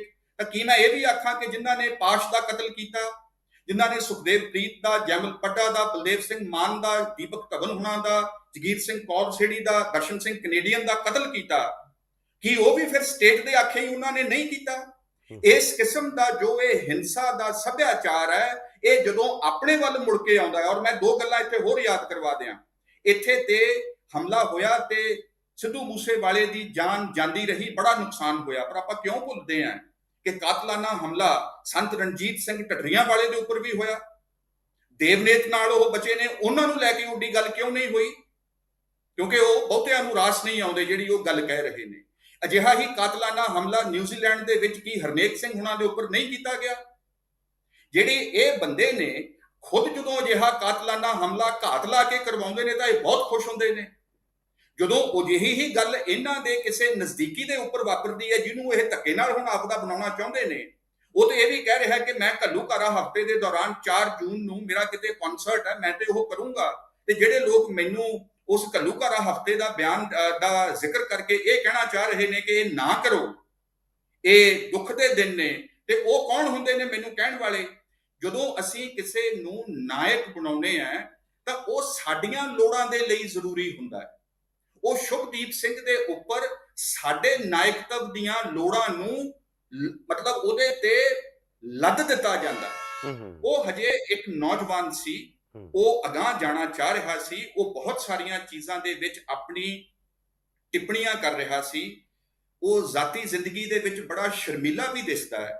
ਉਹ ਖੁਦ ਇਹ ਵੀ ਕਹਿੰਦਾ ਆਪਣੇ ਇੱਕ ਗੀਤ ਦੇ ਵਿੱਚ ਕਿ ਉਹਦਾ ਪਿਤਾ ਉਹਨੂੰ ਇਹ ਜਦੋਂ ਪੁੱਛ ਰਹੇ ਨੇ ਕਿ 10 ਪੁੱਤ ਤੇਰਾ ਹੈਡ ਡਾਊਨ ਕਾਸਟ ਤੋਂ, ਕਿ ਉਹਦਾ ਹੈਡ ਵੀ ਡਾਊਨ ਹੋ ਜਾਂਦਾ ਹੈ, ਉਹ ਵੀ ਉਦਾਸ ਹੋ ਜਾਂਦਾ ਹੈ। ਉਹ ਵੀ ਇੱਕ ਬੜਾ ਸੈਂਸਿਟਿਵ ਬੰਦਾ ਹੈ। ਜਦੋਂ ਕੋਈ ਉਸ ਨੂੰ ਮਾੜਾ ਚੰਗਾ ਬੋਲਦਾ ਉਹਨੂੰ ਚੰਗਾ ਨਹੀਂ ਲੱਗਦਾ। ਉਹ ਇੱਥੋਂ ਇਸ ਗੱਲ ਦਾ ਇੱਕ ਪਤਾ ਲੱਗਦਾ ਹੈ ਕਿ ਉਹ ਬੜਾ ਅਹਿਸਾਸਮੰਦ ਵੀ ਸੀ ਤੇ ਆਪਣੇ ਢੰਗ ਦੇ ਨਾਲ ਉਹ ਕੁਝ ਜਿਉਣਾ, ਕੁਝ ਕਰਨਾ, ਕੁਝ ਚੀਜ਼ਾਂ ਨੂੰ ਅੱਗੇ ਵੀ ਲੈ ਕੇ ਜਾਣਾ ਚਾਹੁੰਦਾ ਸੀ। ਅਸੀਂ ਹੁਣ ਜੋ ਕਰ ਰਹੇ ਹਾਂ ਜਾਂ ਜੋ ਉਹਦੇ ਨਾਲ ਕੀਤਾ ਜਾ ਰਿਹਾ ਹੈ, ਉਹਦੇ ਵਿੱਚ ਉਹਦੀ ਸੋਭਾ ਕਰਦਿਆਂ ਬੜੀ ਚਲਾਕੀ ਦੇ ਨਾਲ ਉਹਦੇ ਉੱਪਰ ਆਪਣੀਆਂ ਕੁਝ ਚੀਜ਼ਾਂ ਦੇ ਬੈਨਰ ਵੀ, ਕੁਝ ਸਟicker ਵੀ ਉਹਦੇ ਉੱਤੇ ਚਿਪਕਾਏ ਜਾ ਰਹੇ ਨੇ। ਮੈਂ ਇੱਕ ਤੇ ਇਸ ਗੱਲ ਦੇ ਵੱਲ ਧਿਆਨ ਦਿਵਾਉਣਾ ਚਾਹੁੰਦਾ ਕਿ ਸਾਨੂੰ ਇਸ ਪ੍ਰਵਿਰਤੀ ਦੇ ਵੱਲ ਵੀ ਜ਼ਰੀਆ ਮੈਂ ਇੱਕ ਸਵਾਲ ਵਿੱਚ ਕਰਦਾ, ਤੁਸੀਂ ਗੱਲ ਆਪਦੀ ਕੰਟੀਨਿਊ ਰੱਖਿਓ। ਜਿਵੇਂ ਤੁਸੀਂ ਇਹ ਗੱਲ, ਮੈਂ ਭਾਈ ਦਲਜੀਤ ਸਿੰਘ ਬਿੱਟੂ ਹੋਰਾਂ ਦਾ ਇੰਟਰਵਿਊ ਕੀਤਾ ਪਿਛਲੇ ਦਿਨੀ, ਉਹਦਾ ਦੂਜਾ ਪਾਰਟ ਅਜੇ ਰਿਲੀਜ਼ ਹੋਣਾ।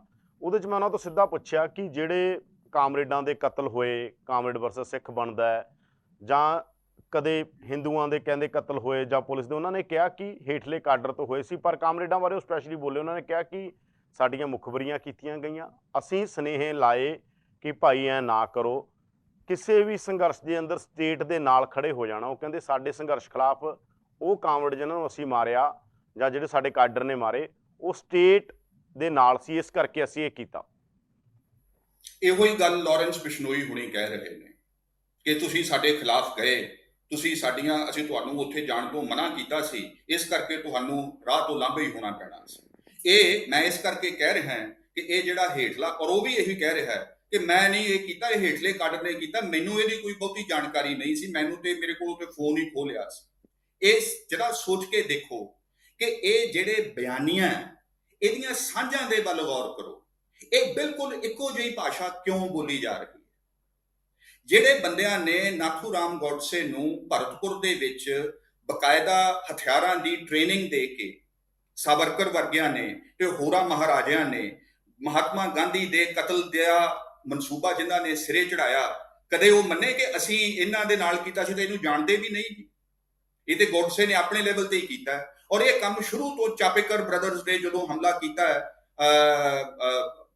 ਮਹਾਰਾਸ਼ਟਰ ਦੇ ਵਿੱਚ, ਉਦੋਂ ਤੋਂ ਇਹੋ ਹੀ ਕੰਮ ਜਾਰੀ ਹੈ ਕਿ ਹੇਠਲੇ ਪੱਧਰ ਦੇ ਬੰਦਿਆਂ ਨੇ ਕੰਮ ਕੀਤਾ, ਅਸੀਂ ਇਹ ਨਹੀਂ ਕੀਤਾ। ਉਹ ਸਾਡੇ ਅਕੀਦੇ ਦੇ ਖਿਲਾਫ ਸੀ, ਇਸ ਕਰਕੇ ਉਹਨਾਂ ਦਾ ਕਤਲ ਕਰਨਾ ਸਾਡੇ ਲਈ ਲਾਜ਼ਮੀ ਹੋ ਗਿਆ।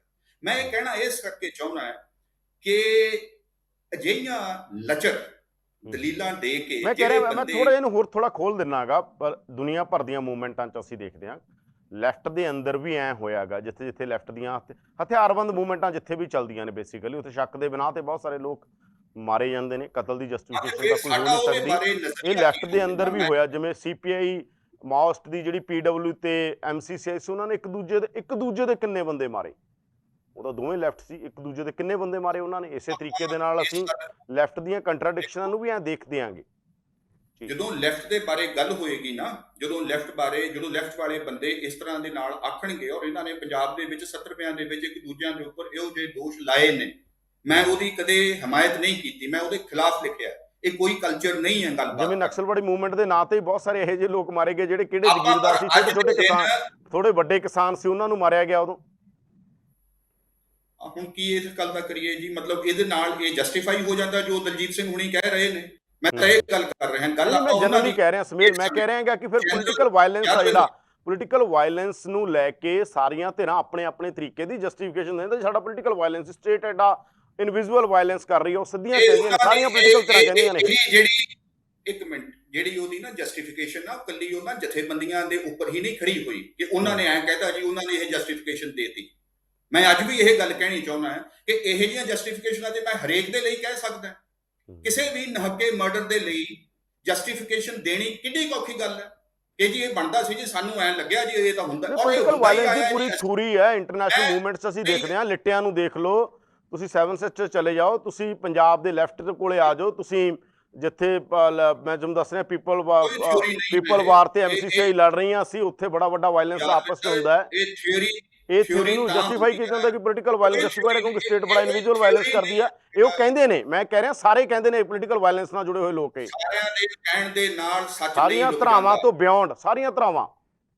ਮੈਂ ਕਹਿ ਰਿਹਾ ਕਿ ਇਸ ਗੱਲ ਨੂੰ ਕਿ ਸਾਰੀਆਂ ਧਰਾਵਾਂ ਇੰਜ ਕਹਿੰਦੀਆਂ ਨੇ, ਮੈਂ ਕਹਿਣਾ ਫਿਰ ਇਹ ਵੀ ਮੈਂ ਪੁੱਛਣਾ ਚਾਹੁੰਦਾ ਕਿ ਕੀ ਸਾਡਾ ਇਹ ਫਰਜ਼ ਨਹੀਂ ਬਣਦਾ ਕਿ ਉਹਨਾਂ ਧਰਾਵਾਂ ਦਾ ਕੀ ਬਣਿਆ, ਉਹਨਾਂ ਤੋਂ ਸਬਕ ਸਿੱਖਣੇ। ਇਹ ਕਿਹਦੇ ਜੁਮੇ ਆਉਂਦਾ? ਅਸੀਂ ਇਹ ਕਹਿ ਕੇ ਕਿ ਇਹ ਉਵੇਂ ਹੀ ਨਹੀਂ ਬਚ ਜਾਈਦਾ ਜਿਵੇਂ ਕਾਂਗਰਸ ਤੇ BJP ਇੱਕ ਦੂਜੇ ਨੂੰ ਇਹ ਕਹਿ ਦਿੰਦੀ ਹੈ, ਤੁਸੀਂ ਜੀ 2002 ਦੇ ਦੰਗੇ ਕਰਵਾਏ, ਕਹਿੰਦੇ ਜੀ ਤੁਸੀਂ 84 ਦੇ ਕਰਵਾਏ, ਇਸ ਕਰਕੇ ਤਾਂ ਸਾਰੇ ਹੀ ਕਰਵਾਉਂਦੇ ਆਏ, ਇਹਦੇ ਵਿੱਚ ਗਲਤ ਕੀ ਹੈ? ਫਿਰ ਤੇ ਮਤਲਬ ਇਹ ਹੈ ਕਿ ਜੀ ਰਾਜ ਰੱਖਣ ਦੇ ਲਈ, ਔਰ ਜਨਰਲ ਡਾਇਰ ਦੇ ਕੋਲ ਕੀ ਇਹ ਕੋਈ ਢੁਕਵੀਂ ਜਸਟੀਫਿਕੇਸ਼ਨ ਨਹੀਂ ਸੀ ਕਿ ਬਿਲਕੁਲ ਵਾਜਿਬ ਸੀ ਮੇਰਾ ਐਕਸ਼ਨ ਉੱਥੇ ਨਹੱਕੇ ਬੰਦਿਆਂ ਨੂੰ ਕਤਲ ਕਰ ਦੇਣ ਦਾ? ਇਹ ਤੇ ਬਹੁਤ ਵੱਡੀ ਵਾਰਦਾਤ ਕਰ ਦੇਣ ਲੱਗੇ ਸੀ ਇਹਨਾਂ ਨੇ, ਤੇ ਸਾਡੇ ਸਾਰੇ ਸਟੇਟ ਤੋਂ ਯਕੀਨ ਉਠਾ ਦਿੱਤਾ ਸੀ। ਇਹੋ ਹੀ ਕੁਝ ਕਹਿ ਕੇ ਤੇ ਸਾਰੀਆਂ ਚੀਜ਼ਾਂ ਕੀਤੀਆਂ ਜਾਂਦੀਆਂ ਨੇ, ਔਰ ਉਹਦੇ ਵਿੱਚ ਜਿਹੜੇ ਬੰਦੇ ਅਜਿਹੀਆਂ ਗੱਲਾਂ ਕਰਕੇ ਔਰ ਇਹਨੂੰ ਸਿੱਖੀ ਦੇ ਨਾਲ ਜੋੜ ਕੇ ਜਿਹੜੀਆਂ ਕਰਦੇ ਨੇ, ਮੈਂ ਇਹ ਕਹਿੰਦਾ ਕਿ ਇਸ ਤੋਂ ਵੱਧ ਸ਼ਰਮਨਾਕ ਤੇ ਸਿੱਖ ਇਤਿਹਾਸ ਤੇ ਸਿਧਾਂਤਕਾਰੀ ਤੋਂ ਨੂੰ ਜ਼ਲੀਲ ਕਰਨ ਦਾ ਕੋਈ ਇਸ ਤੋਂ ਵੱਡਾ ਕੰਮ ਨਹੀਂ ਹੋ ਸਕਦਾ ਕਿ ਇਸ ਨੂੰ ਸਿੱਖੀ ਦੇ ਨਾਲ ਜਸਟੀਫਾਈ ਕੀਤਾ ਜਾਂਦਾ। ਜਿਵੇਂ ਸਾਰੇ ਹੀ ਇਹ ਕਹਿੰਦੇ ਨੇ, ਜਦੋਂ ਮੈਂ ਜਨਰਲੀ ਕਹਿਣਾ ਚਾਹੁੰਦਾ ਤੁਹਾਨੂੰ, ਚਾਹੇ ਤੁਸੀਂ ਹਮਾਸ ਤੋਂ ਪੁੱਛ ਲਓ, ਹਿਜਬੁੱਲਾ ਤੋਂ ਪੁੱਛ ਲਓ, ਲਿੱਟਿਆਂ ਤੋਂ ਪੁੱਛ ਲਓ, ਉਹਨਾਂ ਦੀ ਇੰਟਰਵਿਊ ਆਪਾਂ ਦੇਖਦੇ ਹਾਂ, ਸਾਰਿਆਂ ਪੜ੍ਹਦੇ ਆਂਗੇ, ਚਾਹੇ ਤੁਸੀਂ ਚਲੇ ਜਾਓ ਭਾਰਤ ਦੀਆਂ ਜਿਹੜੀਆਂ ਨਾਰਥ ਈਸਟ ਸਟੇਟ ਚਲੇ ਜਾਓ, ਦੁਨੀਆ ਭਰ ਜਿੱਥੇ ਇੱਥੇ ਆਰਮਡ ਸਟਰਗਲ ਰਹੀਆਂ, ਜਦੋਂ ਉਹਨਾਂ ਨੂੰ ਪੁੱਛਦੇ ਹੋ ਕਿ ਇਹ ਕਿਉਂ ਤੁਸੀਂ ਚੱਕੇ ਹਥਿਆਰ, ਉਹ ਕਹਿੰਦੇ ਸੀ ਆਖਰੀ ਰਾਹ ਸੀ ਸਾਡੇ ਲਈ, ਸਾਰੇ ਰਾਹ ਬੰਦ ਕਰ ਦਿੱਤੇ ਗਏ, ਸਾਡੇ ਲਈ ਡਾਇਲੌਗ ਦੀ ਗੱਲ ਖਤਮ ਹੋ ਚੁੱਕੀ ਸੀਗੀ। ਇਹ ਜਸਟੀਫਿਕੇਸ਼ਨ ਉਹ ਸਾਰੇ ਦਿੰਦੇ ਨੇ, ਲੈਫਟ ਰਾਈਟ ਸੈਂਟਰ ਜਿੰਨੇ ਵੀ ਚੱਕਦੇ ਨੇ। ਕੀ ਪੰਜਾਬ ਦੇ ਵਿੱਚ ਇਹ ਨੌਬਤ ਆ ਚੁੱਕੀ ਸੀ 1980 ਦੇ ਵਿੱਚ? ਸਵਾਲ ਇਹ ਹੈ ਕਿਹੜੇ ਨੇ ਜਿਨ੍ਹਾਂ ਨੂੰ ਮਤਲਬ ਨੰਗੇ ਹਥਿਆਰ ਲੈ ਕੇ ਦਿੱਲੀ ਦੇ ਵਿੱਚ, ਜਿਨ੍ਹਾਂ ਨੇ ਇੱਕ ਟਰੱਕ ਦੇ ਉੱਪਰ ਕਰਕੇ ਤੇ ਜਲੂਸ ਕੱਢਿਆ, ਤੇ ਆਰਾਮ ਦੇ ਨਾਲ ਸਾਰੇ ਪੁਲਿਸ ਨੇ, ਸਾਰੇ ਉਸ ਅਮਲੇ ਫੈਲੇ ਨੇ ਹਥਿਆਰਾਂ ਦੇ ਪ੍ਰਦਰਸ਼ਨ ਵਾਲੇ ਜਲੂਸ ਨੂੰ ਨਿਕਲਣ ਦਿੱਤਾ। GBS ਸਿੱਧੂ ਤੇ ਇਸ ਗੱਲ ਨੂੰ ਲਗਾਤਾਰ ਕਹਿ ਰਹੇ ਨੇ ਕਿ ਗਿਆਨੀ ਜ਼ੈਲ ਸਿੰਘ ਦੀ ਪੈਦਾਵਾਰ ਹੈ ਇਹ ਸਾਰੀ ਕੁਝ ਦਰਬਾਰਾ ਸਿੰਘ ਨੂੰ ਥੱਲੇ ਲਾਉਣ ਦੇ ਲਈ, ਤੇ ਇਹ ਜਿਹੜੀਆਂ ਚੀਜ਼ਾਂ ਚੱਲੀਆਂ, ਔਰ ਵਾਰ-ਵਾਰ ਉਸ ਸ਼ਾਂਤਮਈ ਅੰਦੋਲਨ ਨੂੰ ਜ਼ਲੀਲ ਕਰਨ ਦੇ ਵਿੱਚ ਸਰਕਾਰ ਇੱਕ ਪਾਸੇ ਤੋਂ ਤੁਹਾਨੂੰ ਜ਼ਲੀਲ ਕਰ ਰਹੀ ਹੈ। ਜਿਵੇਂ ਤੁਸੀਂ ਜ਼ਰਾ ਸੋਚ ਕੇ ਦੇਖੋ ਕਿ ਜਿਹੜਾ ਕਿਸਾਨ ਮੋਰਚਾ ਬੜੇ ਲੰਬੇ ਸਮੇਂ ਬਾਅਦ 30 ਸਾਲਾਂ ਦੀ ਜਦੋਜਹਿਦ ਤੋਂ ਬਾਅਦ ਕਿਤੇ ਜਾ ਕੇ ਦੁਬਾਰਾ ਲੋਕ ਕਿਸੇ ਗੱਲ ਦੇ ਉੱਪਰ ਲਾਮਬੰਦ ਹੋਏ, ਐਡੇ ਵੱਡੇ ਪੱਧਰ ਦੇ ਉੱਪਰ ਪੂਰੀ ਤਰ੍ਹਾਂ ਦੇ ਨਾਲ ਸ਼ਾਂਤਮਈ ਸਾਂਝੀਵਾਲਤਾ ਦੇ ਨਾਲ ਸਾਰੇ ਜ਼ਹਿਰ ਨੂੰ ਮਨਾਂ ਚੋਂ ਕੱਢ ਕੇ ਲੋਕਾਂ ਦਾ ਦਿਲ ਜਿੱਤਦੇ ਨੇ। ਉਹ ਆਪਣੇ ਆਪ ਨੂੰ, ਪੰਜਾਬ ਨੂੰ, ਰਾਜਸਥਾਨ ਦੇ ਲੋਕ, ਪੱਛਮੀ ਉੱਤਰ ਪ੍ਰਦੇਸ਼ ਦੇ ਲੋਕ, ਹਰਿਆਣਾ ਦੇ ਸਧਾਰਨ ਲੋਕ ਕਹਿੰਦੇ ਨੇ ਪੰਜਾਬ ਸਾਡਾ ਵੱਡਾ ਭਰਾ ਹੈ, ਪੰਜਾਬ ਨੇ ਸਾਨੂੰ ਅਗਵਾਈ ਦਿੱਤੀ ਹੈ। ਪੰਜਾਬ ਦਾ ਜਿਹੜਾ ਇਹ ਸਨਮਾਨ ਬਹਾਲ ਹੋਇਆ, ਆਮ ਹਰਿਆਣਵੀ ਕੀ ਕਹਿ ਰਹੇ ਸਨ ਨੌਜਵਾਨ ਕਿ ਇਸ ਅੰਦੋਲਨ ਤੋਂ ਪਹਿਲਾਂ ਇਹ ਸਾਡੀ ਕਾਮਨ ਸੈਂਸ ਸੀ, ਜਿਵੇਂ ਸਾਡੇ ਨੌਜਵਾਨਾਂ ਨੇ ਕਾਮਨ ਸੈਂਸ ਬਣਾਈ ਹੋਈ ਸੀ ਬਾਕੀ ਹਿੰਦੁਸਤਾਨ ਨੂੰ ਲੈ ਕੇ ਕਿ ਇਹ ਤਾਂ ਸਾਰੇ ਸਾਡੇ ਖਿਲਾਫ ਨੇ, ਇਹ ਤਾਂ ਸਾਨੂੰ ਖਤਮ ਕਰਨਾ ਚਾਹੁੰਦੇ ਨੇ, ਅਸੀਂ ਇਹਨਾਂ ਦੇ ਨਾਲ ਨਹੀਂ ਰਹਿਣਾ ਚਾਹੁੰਦੇ। ਉਵੇਂ ਹੀ ਹਰਿਆਣਾ ਦੇ ਨੌਜਵਾਨਾਂ ਨੂੰ ਜਿਹੜੀ ਚੀਜ਼ ਪਿਆਈ ਗਈ ਕਿ ਇਹ ਜਿੰਨੇ ਪੱਗਾਂ ਦਾੜੀਆਂ ਵਾਲੇ ਨੌਜਵਾਨ ਮੁੰਡੇ ਨੇ ਇਹ ਸਾਰੇ ਦੇ ਸਾਰੇ ਭਿੰਡਰਾਂ ਵਾਲੇ ਦੇ ਚੇਲੇ ਤੇ ਹਥਿਆਰਬੰਦ ਹੋ ਕੇ ਹਿੰਦੂਆਂ ਜਾਂ ਹੋਰਾਂ ਦੇ ਕਤਲ ਕਰਨ ਵਾਲੀ ਫੌਜ ਹੈ। ਉਹ ਕਹਿੰਦੇ ਕਿ ਅਸੀਂ ਇਸ ਅੰਦੋਲਨ ਦੇ ਦੌਰਾਨ ਇਸ ਨਤੀਜੇ ਤੇ ਪਹੁੰਚੇ, ਸਾਡੇ ਵਿੱਚੋਂ ਇਹ ਭਰਮ ਦੂਰ ਹੋਇਆ ਕਿ ਨਹੀਂ, ਇਹ ਪੱਗਾਂ ਵਾਲੇ ਮੁੰਡੇ ਜਾਂ ਕੁੜੀਆਂ ਜਾਂ ਪੰਜਾਬੀ ਇਹ ਭਿੰਡਰਾਂ ਵਾਲੇ ਦੇ ਨਹੀਂ, ਇਹ ਸ਼ਹੀਦ ਭਗਤ ਸਿੰਘ ਦੇ ਰਾਹ ਦੇ ਧਾਰਨੀ ਹੈ। ਮੈਂ ਉਹਨਾਂ ਦੇ ਮੂੰਹ ਦੀ ਗੱਲ ਕਰ ਰਿਹਾ, ਮੈਂ ਆਪਣੇ ਕੋਲੋਂ ਨਹੀਂ ਇਹ ਗੱਲ ਕਹਿ ਰਿਹਾ। ਮੈਂ ਇਸ ਔਰ ਭਗਤ ਸਿੰਘ ਤੋਂ ਇਹ ਦੇਸ਼ ਅੱਜ ਵੀ ਨਹੀਂ ਭੱਜ ਸਕਦਾ। ਖੜਾ ਉਹਦੇ ਪਿੱਛੇ, ਉਹਦਾ ਤੁਸੀਂ ਨਾਂ ਲੈ ਦਿਓਗੇ ਤਾਂ ਤੁਹਾਡਾ ਬਹੁਤਾ ਆਦਰ ਇਸ ਗੱਲ ਕਰਕੇ ਕਰਦੇ ਆ ਉਹ ਇਹ ਭਗਤ ਸਿੰਘ ਦੀ ਧਰਤੀ ਤੋਂ ਆਏ ਹੈ। ਮੈਂ ਅਗਲੀ ਇੱਕ ਗੱਲ ਅੱਛਾ, ਮੈਂ ਇੱਕ ਸਵਾਲ ਕਰਦਾ, ਤੁਸੀਂ ਅਗਲੀ ਗੱਲ ਕਰਿਓ, ਜ਼ਰੂਰ ਕਰਿਓ, ਯਾਦ ਰੱਖੋ ਕੀ ਗੱਲ ਕਰਨੀ ਆ। ਮੈਂ ਤੁਹਾਨੂੰ ਇਹ ਸਵਾਲ ਪੁੱਛ ਰਿਹਾ ਕਿ ਮੰਨ ਲਓ ਨਾ ਜਦੋਂ ਮੂਸੇ ਵਾਲਾ ਗਾ ਰਿਹਾ ਸੀ ਉਹਦੀ ਵੱਖ-ਵੱਖ ਵਿਆਖਿਆ ਹੋ ਰਹੀ ਸੀ ਉਦੋਂ ਵੀ ਨਾ, ਕਿਸੇ ਨੇ ਕਿਹਾ ਅਬਸਰਡ ਦਾ ਦੌਰ ਆ ਗਾ, ਰਾਜਨੀਤੀ 'ਚ ਵੀ ਅਬਸਰਡ ਆ, ਕਲਚਰ 'ਚ ਵੀ ਅਬਸਰਡ ਆ ਗਿਆ ਹੈ ਨਾ, ਇੱਕ ਪੂਰੀ ਥੂਰੀ ਦੁਨੀਆ ਦੇ ਉੱਤੇ ਵੀ ਇਹਦੀ ਚਰਚਾ ਹੁੰਦੀ ਹੈ ਤੁਹਾਨੂੰ ਪਤਾ। ਪਰ ਅਬਸਰਡ ਵੀ ਕਿਹਾ ਗਿਆ, ਇਰੈਸ਼ਨਲ ਨਹੀਂ ਹੁੰਦਾ। ਮੈਂ ਇਸ ਕਰਕੇ ਤੁਹਾਨੂੰ ਕਹਿ ਰਿਹਾ ਸਿੱਧੂ ਮੂਸੇ ਵਾਲੇ ਦੀ ਜਿਹੜੀ ਪੋਇਟਰੀ ਆ ਉਹ ਜਿਸ ਵੀ ਤਰ੍ਹਾਂ ਦੀ ਪੋਇਟਰੀ ਸੀਗੀ ਸਾਰੀ ਦੀ ਸਾਰੀ, ਉਹਨੂੰ ਇੱਕ ਵੱਡਾ ਵਰਗ ਪੰਜਾਬ ਦਾ ਨੌਜਵਾਨ ਰਿਸਪੌਂਡ ਕਰਦੇ ਆ। ਤੁਸੀਂ ਮਾਸ ਸਾਈਕੀ ਨੂੰ ਰੱਦ ਕਰਨਾ ਬਹੁਤ ਸੌਖੀ ਗੱਲ ਆ, ਕਰ ਸਕਦਾ ਕੋਈ ਕਿ ਮਾਸ ਸਾਈਕੀ ਰਿਸਪੌਂਡ ਕਰ ਰਹੀ ਆ ਉਹਨੂੰ, ਹੈ ਨਾ, ਮਾਸ ਸਾਈਕੀ ਨੂੰ ਰੱਦ ਕੀਤਾ ਜਾ ਸਕਦਾ। ਤੇ ਮੈਂ ਤੁਹਾਡੇ ਤੋਂ ਪੁੱਛ ਰਿਹਾ ਪੋਇਟਰੀ ਦੇ ਹਵਾਲੇ ਦੇ ਨਾਲ, ਤੁਸੀਂ ਬਾਕੀ ਪੋਇਟਰੀ ਵੀ ਪੜ੍ਹਦੇ ਹੋ ਸਾਰੀ, ਤੁਸੀਂ ਜ਼ਿਕਰ ਕਰ ਰਹੇ ਸੀ ਇਸ ਇੰਟਰਵਿਊ ਤੋਂ ਪਹਿਲਾਂ, ਉਹ ਹਵਾਲੇ ਦੇ ਨਾਲ ਕਿਵੇਂ ਦੇਖਣਾ ਚਾਹੁੰਦੇ ਹੋ ਸਿੱਧੂ ਮੂਸੇਵਾਲਾ ਨੂੰ ਐਡਾ ਵੱਡਾ ਰਿਸਪੌਂਡ, ਔਰ ਉਹਨਾਂ ਹੀ ਇਸ ਪੂਰੀ ਪੋਲਿਟਿਕਸ ਜਿਹੜੀ ਪਿੱਛੇ ਪਈ ਆ ਉਹਦੇ ਨਾਲ ਜੋੜ ਕੇ ਉਹ ਇੱਕ ਪੋਇਟਰੀ ਰਚਦਾ ਤੇ ਉਹ ਜ਼ਬਰਦਸਤ ਰਿਸਪੌਂਸ ਉਹਨੂੰ ਮਿਲਦਾ ਗਾ। ਬਹੁਤ ਚੰਗਾ ਕੀਤਾ ਤੁਸੀਂ ਮੈਨੂੰ ਮੋਹਲਤ ਦਿੱਤੀ ਥੋੜਾ ਇਸ ਮੁੱਦੇ ਦੇ ਉੱਪਰ ਆਉਣ ਦੇ ਲਈ ਕਿ ਆਪਾਂ ਜ਼ਰਾ ਇਹ ਦੇਖੀਏ ਕਿ ਅਜਿਹੇ ਇੱਕ ਪੇਂਡੂ ਉਚਾਰ ਨੂੰ ਜਿਸ ਤਰ੍ਹਾਂ ਦੇ ਇੱਕ ਬਿਲਕੁਲ ਗਲੋਬਲ ਰੈਪ ਦੇ ਨਾਲ ਔਰ ਬਲੈਕਸ ਦੀ ਸਟਰਗਲ ਦੇ ਨਾਲ ਜੋੜਦਿਆਂ ਹੋਇਆਂ ਉਹਨੇ ਜੋ ਇੱਕ ਕੰਮ ਕੀਤਾ ਕਿ ਜਿਹੜੀ ਉਹਨੇ ਧੁਨ ਫੜੀ, ਉਹ ਤੇ ਮੈਂ ਬਹੁਤਾ ਸੰਗੀਤ ਦਾ ਤੇ ਜਾਣਕਾਰ ਨਹੀਂ ਹੈ, ਪਰ ਉਹ ਜਿਹੜੇ ਰੈਪ ਸਟਾਈਲ ਦੇ ਵਿੱਚ ਇੱਕ ਬੜੀ ਠੇਠ ਪੰਜਾਬੀ ਸ਼ਬਦਾਵਲੀ ਨੂੰ ਉਹਨੇ ਫਿੱਟ ਵੀ ਕੀਤਾ। ਕਿਉਂਕਿ ਇਸ ਤੋਂ ਪਹਿਲਾਂ ਆਪਾਂ ਯੋ ਹਨੀ ਸਿੰਘ ਵਰਗਿਆਂ ਦੇ ਰੈਪ ਨੂੰ ਵੀ ਜਾਣਦੇ ਹਾਂ, ਜਿਹੜਾ ਬੜਾ ਓਪਰਾ, ਸੁਖਬੀਰ ਵੀ ਉਸ ਤੋਂ ਪਹਿਲਾਂ ਕੁਝ ਗਾਉਂਦਾ ਹੁੰਦਾ ਸੀ। ਉਹਨਾਂ ਦੀ ਕਦੇ ਪੰਜਾਬ ਦੇ ਵਿੱਚ ਉਸ ਤਰ੍ਹਾਂ ਦੇ ਨਾਲ ਰਸਾਈ ਨਾ ਹੋ ਸਕੀ, ਉਹ ਬਹੁਤੇ ਸ਼ਹਿਰੀ ਤਬਕਿਆਂ ਤੱਕ ਉਹ ਸੀਮਿਤ ਰਹੇ। ਔਰ ਉਹਨਾਂ ਦੀਆਂ ਜਿਹੜੀਆਂ ਗੀਤਕਾਰੀ ਸੀ ਉਹਦੇ ਅੰਦਰ ਕੋਈ ਡੂੰਘੇਰਾ ਸੱਭਿਆਚਾਰਕ ਪ੍ਰਵਾਹ ਨਹੀਂ ਸੀ, ਉਹਦੇ ਅੰਦਰ ਕੋਈ ਵੱਡੇ ਸੱਭਿਆਚਾਰਕ ਤੱਤ ਨਹੀਂ ਮਿਲਦੇ।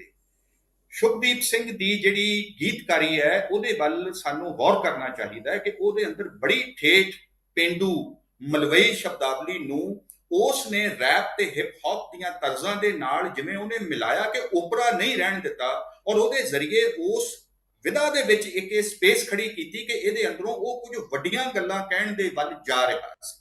ਮੈਂ ਉਹਦੀਆਂ ਗੱਲਾਂ ਦੇ ਸਾਰੇ ਤੱਤ ਦੇ ਨਾਲ ਨਾ ਵੀ ਸਹਿਮਤ ਹੋਵਾਂ, ਪਰ ਮੈਂ ਘੱਟੋ ਘੱਟ ਇਹ ਵੇਖ ਰਿਹਾ ਕਿ ਇਸ ਇੱਕ ਗੱਲ ਦੇ ਵਿੱਚ ਉਹਨੇ ਕੋਈ ਨਵੀਂ ਜ਼ਮੀਨ ਤੇ ਤੋੜੀ ਸੀ। ਔਰ ਮੈਨੂੰ ਹਜੇ ਵੀ ਉਹ ਜਦੋਂ ਇਸ਼ਾਰੇ ਕਰਦਾ ਜਿਹੜੇ ਉਹਦੇ ਵੀਡੀਓਜ਼ ਦੇ ਉਹਦੇ ਵਿੱਚ ਹਥਿਆਰਾਂ ਦੇ ਤੇ ਉਹ ਜਿਹੜਾ ਇੱਕ ਥੋੜਾ ਜਿਹਾ ਕੂਲ ਨੌਜਵਾਨ ਬਣਨਾ ਚਾਹੁੰਦਾ ਹੈ, ਜਿਹੜਾ ਕਿ ਬੜਾ ਹੈਗਾ, ਉੱਥੇ ਉਹ ਮੈਨੂੰ ਬਲਕਿ ਓਪਰਾ ਲੱਗਦਾ ਵੀ ਇਹਨੂੰ ਕਰਨਾ ਇਹ ਕਰ ਰਿਹਾ, ਪਰ ਇਹਦੇ ਅੰਦਰ ਦੀ ਕੋਈ ਗੱਲ ਨਹੀਂ ਹੈ। ਪਰ ਉਹੀ ਜਦੋਂ ਉਹਨੂੰ ਮੈਂ ਟਰੈਕਟਰ ਚਲਾਉਂਦਿਆਂ ਵੇਖਦਾ ਹਾਂ, ਉਹਨੂੰ ਮੈਂ ਕਰਾਹਾ ਲਾਉਂਦਿਆਂ ਵੇਖਦਾ ਹਾਂ, ਉਹਨੂੰ ਮੈਂ ਟਰਾਲੀ ਤੇ ਰਾਹ ਦਿੰਦਿਆਂ ਵੇਖਦਾ ਹਾਂ, ਉਹਨੂੰ ਮੈਂ ਬਾਟੀ ਨਾਲ ਪਾਣੀ ਪੀਂਦਿਆਂ ਵੇਖਦਾ, ਤਾਂ ਉਹ ਮੈਨੂੰ ਬਹੁਤ ਹੀ ਸਹਿਜ ਤੇ ਨਜ਼ਦੀਕੀ ਲੱਗਦਾ। ਔਰ ਬਲਕਿ ਇਹੋ ਜਿਹੀਆਂ ਜਿਹੜੀਆਂ ਗੱਲਾਂ ਦੇ ਵਿੱਚ ਉਹਦੀ ਇੱਕ ਤੇ ਸਾਨੂੰ ਉਹਦੀ ਹੋਂਦ ਦੇ ਬਣਨ ਨੂੰ ਵੇਖਣਾ ਚਾਹੀਦਾ ਕਿ ਇੱਕ ਕਾਵਿਕ ਹੋਂਦ ਕਿਵੇਂ ਬਣਦੀ ਹੈ। ਇਹਦੇ ਨਾਲ ਜਿਹੜੀ ਗੱਲ ਮੈਂ ਜੋੜ ਦਿਆਂ ਕਿ ਮੈਂ ਤੁਹਾਨੂੰ ਪਾਸ਼ ਦੀ ਇੱਕ ਕਵਿਤਾ ਦੀਆਂ 5-6 ਸਤਰਾਂ ਸੁਣਾਉਣਾ ਹੈ ਕਿ ਜ਼ਰਾ ਇਸ ਨੂੰ ਕੰਟਰਾਸਟ ਦੇ ਵਿੱਚ ਵੇਖੋ ਕਿ ਸਾਡੇ ਜਿਹੜੇ ਬਹੁਤੇ ਕਵੀ ਨੇ ਜਾਂ ਲੇਖਕ ਨੇ ਅੱਜ ਦੇ ਦੌਰ ਤੇ, ਉਹਨਾਂ ਦੀਆਂ 150 ਦੇ ਕਰੀਬ ਕਿਤਾਬ ਦਾ ਐਡੀਸ਼ਨ ਛਪਦਾ ਹੈ, ਉਹ ਬਹੁਤੀ ਵਿਕਦੀ ਨਹੀਂ ਹੈਗੀ, ਉਹ ਵੰਡ ਵੁੰਡ ਕੇ ਇੱਧਰ ਉੱਧਰ ਕਰਕੇ ਉਹ ਪੂਰੀ ਹੋ ਜਾਂਦੀ ਹੈ। ਫਿਰ ਉਹਦਾ ਦੂਜਾ ਐਡੀਸ਼ਨ ਆ ਜਾਂਦਾ 100 ਕਾਪੀਆਂ ਦਾ, 150 ਕਾਪੀਆਂ ਦਾ, ਉਹਦੀਆਂ ਵੱਡੀਆਂ ਵਧਾਈਆਂ ਤੇ ਫੇਸਬੁੱਕ ਦੇ ਉੱਪਰ ਇੱਕ ਪੂਰਾ ਚਰਚਾ ਚੱਲਦਾ। ਉਹਨੂੰ ਪਤਾ ਨਹੀਂ ਕੌਣ ਸੁਣਦਾ ਹੈ, ਰੂਬਰੂ ਚੱਲਦੇ ਨੇ ਬੜੇ ਲਿਟਰੇਰੀ ਫੰਕਸ਼ਨ ਹੋ ਰਹੇ ਨੇ। ਇਹ ਵੀ ਖਬਰਾਂ ਮਿਲ ਰਹੀਆਂ ਨੇ ਕਿ ਪੁਸਤਕ ਮੇਲਿਆਂ ਦੇ ਵਿੱਚ ਬਹੁਤ ਕਿਤਾਬਾਂ ਵਿਕ ਰਹੀਆਂ ਨੇ, ਪੜ੍ਹੀਆਂ ਜਾ ਰਹੀਆਂ ਨੇ। ਉਹ ਕਿਹੋ ਜਿਹਾ ਲਿਖਿਆ ਜਾ ਰਿਹਾ ਹੈ ਤੇ ਕਿਹੋ ਜਿਹਾ ਪੜ੍ਹਿਆ ਜਾ ਰਿਹਾ ਹੈ ਜਿਹੜਾ ਕਿਤੇ ਦਰਜ ਹੀ ਨਹੀਂ ਹੋ ਰਿਹਾ। ਤੇ ਇੱਕ ਇਹ ਹੈ ਕਿ ਇੱਥੋਂ ਦਾ ਇੱਕ ਗੀਤ ਆਉਂਦਾ ਹੈ, ਉਹ ਇਸ ਕਿਸਮ ਦੇ ਉੱਪਰ ਚਰਚਾ ਛੇੜਦਾ ਹੈ ਕਿ ਇਸ ਸਮੇਂ ਇਹ ਲੱਗ ਰਿਹਾ ਹੈ ਕਿ ਕੋਈ ਹੋਰ ਵੀ ਸ਼ਾਇਰ ਹੈ ਪੰਜਾਬ 'ਚ ਕਿ ਨਹੀਂ ਹੈ। ਕਿਸੇ ਹੋਰ ਨੂੰ ਇਹ ਕਿਉਂ ਨਹੀਂ ਸੁਝਿਆ ਕਿ ਰਾਜਨੀਤੀ ਦੇ, ਪੰਜਾਬ ਦੇ ਇਤਿਹਾਸ ਦੇ, ਸਮਕਾਲ ਦੇ ਬੜੇ ਉਲਝੇ ਹੋਏ ਸਵਾਲ ਨੇ ਔਰ ਉਹਨਾਂ ਨੂੰ ਸਿੱਧਾ ਟੱਕਰਨ ਵਾਲਾ ਉਹ ਉਚਾਰ ਕਿੱਥੇ ਹੈ, ਉਹਦੀਆਂ ਤਹਿਾਂ ਤੱਕ ਜਾਣ ਦਾ ਜੇ ਤੁਸੀਂ ਇਹਨਾਂ ਦੇ ਵੱਲ ਗੌਰ ਕਰੋ। ਔਰ ਮੈਂ ਇਸੇ ਕਰਕੇ ਕਹਿ ਰਿਹਾ ਕਿ ਜ਼ਰਾ ਪਾਸ਼ ਦੀ ਇਸ ਕਵਿਤਾ ਦੇ ਵੱਲ ਆਪਾਂ ਗੌਰ ਕਰੀਏ ਜਿਸਦਾ ਉਹਨਾਂ ਨੇ ਨਾਂ ਹੀ ਬੜਾ ਪਿਆਰਾ ਰੱਖਿਆ, ਅਰਥਾਂ ਦਾ ਅਪਮਾਨ, ਜਿਹਦੇ ਵਿੱਚ ਕਿ ਉਹ ਉਹਨਾਂ ਬੁੱਧੀਜੀਵੀਆਂ ਨੂੰ, ਮੈਂ ਉਹਨਾਂ ਨੂੰ ਅੱਜ ਕੱਲ ਅਗਨੀ ਵੀਰਾ ਦੇ ਵਾਂਗੂ, ਬੁੱਧੀਜੀਵੀ ਤੇ ਸ਼ਬਦ ਵੱਡਾ ਹੁੰਦਾ ਹੈ, ਬੁੱਧੀ ਵੀਰ ਮੈਂ ਉਹਨਾਂ ਨੂੰ ਕਹਿਣਾ ਠੀਕ ਸਮਝਦਾ ਹੈ। ਤੇ ਜਾਂ ਜਿਹੜੇ PhD ਮਾਰਕਾ ਲੋਕ ਨੇ ਸਾਡੇ, ਇਹਨਾਂ ਦੇ ਲਈ ਮੈਨੂੰ ਲੱਗਦਾ ਹੈ ਕਿ ਡਿਗਰੀ ਵੀਰ ਸਾਨੂੰ ਸ਼ਬਦ ਹੁਣ ਇਹ ਵਰਤਣੇ ਚਾਹੀਦੇ ਨੇ। ਮੈਂ ਕੇਂਦਰ ਸਰਕਾਰ ਦਾ ਬੜਾ ਧੰਨਵਾਦੀ ਹਾਂ ਕਿ ਉਹਨਾਂ ਨੇ ਅਗਨੀ ਵੀਰ ਦੇ ਜ਼ਰੀਏ ਕੁਝ ਮੇਰੇ ਕੋਲ ਅਜਿਹੇ ਸ਼ਬਦ ਘੜਨ ਦਾ ਉਹਨਾਂ ਨੇ ਇੱਕ ਸਪੇਸ ਦਿੱਤੀ ਕਿ ਇਹ ਜਿਹੜੇ ਡਿਗਰੀ ਵੀਰ ਨੇ ਤੇ ਜਿਹੜੇ ਬੁੱਧੀ ਵੀਰ ਨੇ, ਡਿਗਰੀ ਵੀਰ, ਇਹਨਾਂ ਨੂੰ ਪਾਸ਼ ਕੀ ਕਹਿੰਦਾ। ਔਰ ਇੱਥੇ ਜ਼ਰਾ ਗੌਰ ਕਰੀਏ ਕਿ ਇਹ ਉਹੀ ਲੋਕ ਨੇ ਜਿਹੜੇ ਸਿੱਧੂ ਮੂਸੇਵਾਲਾ ਦੇ ਗੀਤਾਂ ਨੂੰ ਅਰਾਜਕ ਤੇ ਹੋਰ ਸਾਰਾ ਕੁਝ ਕਹਿਣ ਦੇ ਵੀ ਫਤਵੇ ਜਾਰੀ ਕਰ ਰਹੇ ਨੇ। ਉਹ ਕਹਿੰਦਾ ਕਿ ਗੱਲ ਇੱਥੋਂ ਤੱਕ ਕਿਵੇਂ ਪਹੁੰਚੀ, ਇਹਦੇ ਤੇ ਗੌਰ ਕਰੀਏ। ਉਹ ਕਹਿੰਦਾ ਤੁਸਾਂ ਨੇ ਜਾਣ ਬੁੱਝ ਕੇ ਅਰਥਾਂ ਦਾ ਅਪਮਾਨ ਕੀਤਾ ਹੈ, ਜਾਣ ਬੁੱਝ ਕੇ। ਆਵਾਰਾ ਸ਼ਬਦਾਂ ਦਾ ਇਲਜ਼ਾਮ ਹੁਣ ਕਿਸ ਨੂੰ ਦੇਵੋਗੇ? ਮੈਨੂੰ ਇਹ ਰੁੱਖ ਪੁੱਛਦੇ ਹਨ ਕਿ ਉਸ ਸੂਰਜ ਨੂੰ ਕੀ ਕਹੀਏ ਜਿਹੜਾ ਕਿ ਗਰਮ ਨਾ ਹੋਵੇ, ਜਿਹਦਾ ਰੰਗ ਲਾਲ ਨਾ ਹੋਵੇ। ਇਹੋ ਜਿਹੇ ਸੂਰਜ ਨੇ ਸਾਡੇ ਕੋਲ, ਨਾ ਉਹਨਾਂ 'ਚ ਕੋਈ ਤਪਸ਼ ਹੈ, ਨਾ ਕੋਈ ਲਾਲੀ ਹੈ। ਇਹੋ ਜਿਹੇ ਡਿਗਰੀ ਵੀਰ, ਬੁੱਧੀ ਵੀਰ, ਲੋਕ ਵੀਰ ਸਾਡੇ ਕੋਲ ਜਿਹੜੇ ਹੈਗੇ ਨੇ ਉਹ ਤੁਰੇ ਫਿਰ ਰਹੇ ਨੇ। ਔਰ ਇੱਥੋਂ ਹੀ ਉਹ ਕਹਿ ਰਿਹਾ ਕਿ ਇਹ ਜਿਹੜੇ ਆਵਾਰਾ ਸ਼ਬਦ ਜਿਨ੍ਹਾਂ ਨੂੰ ਅਸੀਂ ਕਹਿ ਰਹੇ ਹਾਂ, ਜਿਨ੍ਹਾਂ ਦੇ ਬਾਰੇ ਬਹੁਤ ਕੁਝ ਲਿਖਿਆ ਬੋਲਿਆ ਜਾ ਰਿਹਾ ਸਿੱਧੂ ਮੂਸੇਵਾਲੇ ਨੂੰ ਲੈ ਕੇ, ਕਿ ਇਹਦਾ ਇਲਜ਼ਾਮ ਲਾਉਣ ਤੋਂ ਪਹਿਲਾਂ ਜ਼ਰਾ ਉਹਨਾਂ ਦੇ ਵੱਲ ਜਾਈਏ ਜਿਨ੍ਹਾਂ ਨੇ ਜਾਣ ਬੁੱਝ ਕੇ ਅਰਥਾਂ ਦਾ ਅਪਮਾਨ ਕੀਤਾ ਹੈ। ਇਹਦਾ ਕੀ ਮਤਲਬ ਹੁੰਦਾ ਹੈ ਕਿ ਤੁਹਾਨੂੰ ਪਤਾ ਹੈ ਕਿ ਇਸ ਸ਼ਬਦ ਦਾ ਕੀ ਅਰਥ ਹੈ, ਤੁਸੀਂ ਉਸ ਸ਼ਬਦ ਨੂੰ ਵਰਤ ਵੀ ਲਿਆ, ਉਹਦੇ ਅਰਥ ਦੇ ਜਿਹੜੇ ਮਾਨੇ ਨੇ ਉਹਨਾਂ ਦੇ ਵਿੱਚੋਂ ਕੀ ਦਿਸ਼ਾ ਨਿਕਲਦੀ ਹੈ, ਉਧਰ ਨੂੰ ਜਾਣ ਤੋਂ ਤੁਸੀਂ ਮਨਾ ਕਰ ਦਿੱਤਾ। ਉਹ ਬਸ ਖਲਾ ਦੇ ਵਿੱਚ ਲਟਕਦੇ ਛੱਡ ਦਿੱਤੇ। ਔਰ ਇਸ ਗੱਲ ਨੇ ਕਿਸੇ ਦਿਨ ਦੁਬਾਰਾ ਵਾਪਸੀ ਦੇ ਉੱਪਰ ਆਪਣੀ ਕੋਈ ਕੀਮਤ ਲੈਣੀ ਸੀ। ਅੱਜ ਕਿਤੇ ਨਾ ਕਿਤੇ ਸਾਡੇ ਨਾਲ ਉਹ ਹੋਵੇਗਾ। ਅੱਗੇ ਉਹ ਕਹਿੰਦਾ, ਉਹਨਾਂ ਦੀ ਇੱਕ ਕਵਿਤਾ ਦੀਆਂ ਮੈਂ ਤੁਹਾਡੇ ਨਾਲ ਕੁਝ ਲਾਈਨਾਂ ਸ਼ੇਅਰ ਕਰਦਾ ਹਾਂ ਕਿ ਸਿੱਧੂ ਮੂਸੇਵਾਲਾ ਪਿੰਡ 'ਚ ਆ ਕੇ ਰਹਿਣ ਲੱਗਿਆ, ਟਿੱਬਿਆਂ ਦਾ ਪੁੱਤ ਕਹਿ ਰਿਹਾ, ਉੱਥੋਂ ਦੀ ਇੱਕ ਪੂਰੀ ਇੱਕ ਮੈਟਾਫਿਜ਼ਿਕਸ ਖੜੀ ਕਰਨ ਦੀ ਕੋਸ਼ਿਸ਼ ਕਰ ਰਿਹਾ ਹੈ। ਪਾਸ਼ ਕੀ ਕਹਿੰਦਾ ਹੈ ਕਿ ਅਸੀਂ ਤਾਂ ਪਿੰਡਾਂ ਦੇ ਵਾਸੀ ਹਾਂ, ਤੁਸੀਂ ਸ਼ਹਿਰ ਦੇ ਵਾਸੀ ਤਾਂ ਸੜਕਾਂ ਵਾਲੇ ਹੋ, ਤੁਸੀਂ ਕਾਸ ਨੂੰ ਰੀਂਗ ਰੀਂਗ ਕੇ ਚੱਲਦੇ ਹੋ। ਸਾਡਾ ਮਨ ਪਰਚਾਵਾ ਤਾਂ ਹੱਟੀ ਪੱਠੀ ਹੈ, ਤੁਸੀਂ ਕਲੱਬਾਂ ਸਿਨੇਮੇ ਵਾਲੇ ਸਾਥੋਂ ਪਹਿਲਾਂ ਬੁੱਢੇ ਕੀਕਣ ਹੋ ਜਾਂਦੇ ਹੋ। ਸਾਡੀ ਦੌੜ ਤਾਂ ਕਾਲੇ ਮਹਿਰ ਦੀ ਮਟੀ ਤੀਕ ਜਾਂ ਤੁਲਸੀ ਸੂਦ ਦੇ ਟੂਣੇ ਤੱਕ ਹੈ, ਤੁਸੀਂ ਤਾਂ ਕਹਿੰਦੇ ਚੰਦ ਦੀਆਂ ਗੱਲਾਂ ਕਰਦੇ ਹੋ, ਤੁਸੀਂ ਸਾਥੋਂ ਪਹਿਲਾਂ ਕਿਉਂ ਮਰ ਜਾਂਦੇ ਹੋ।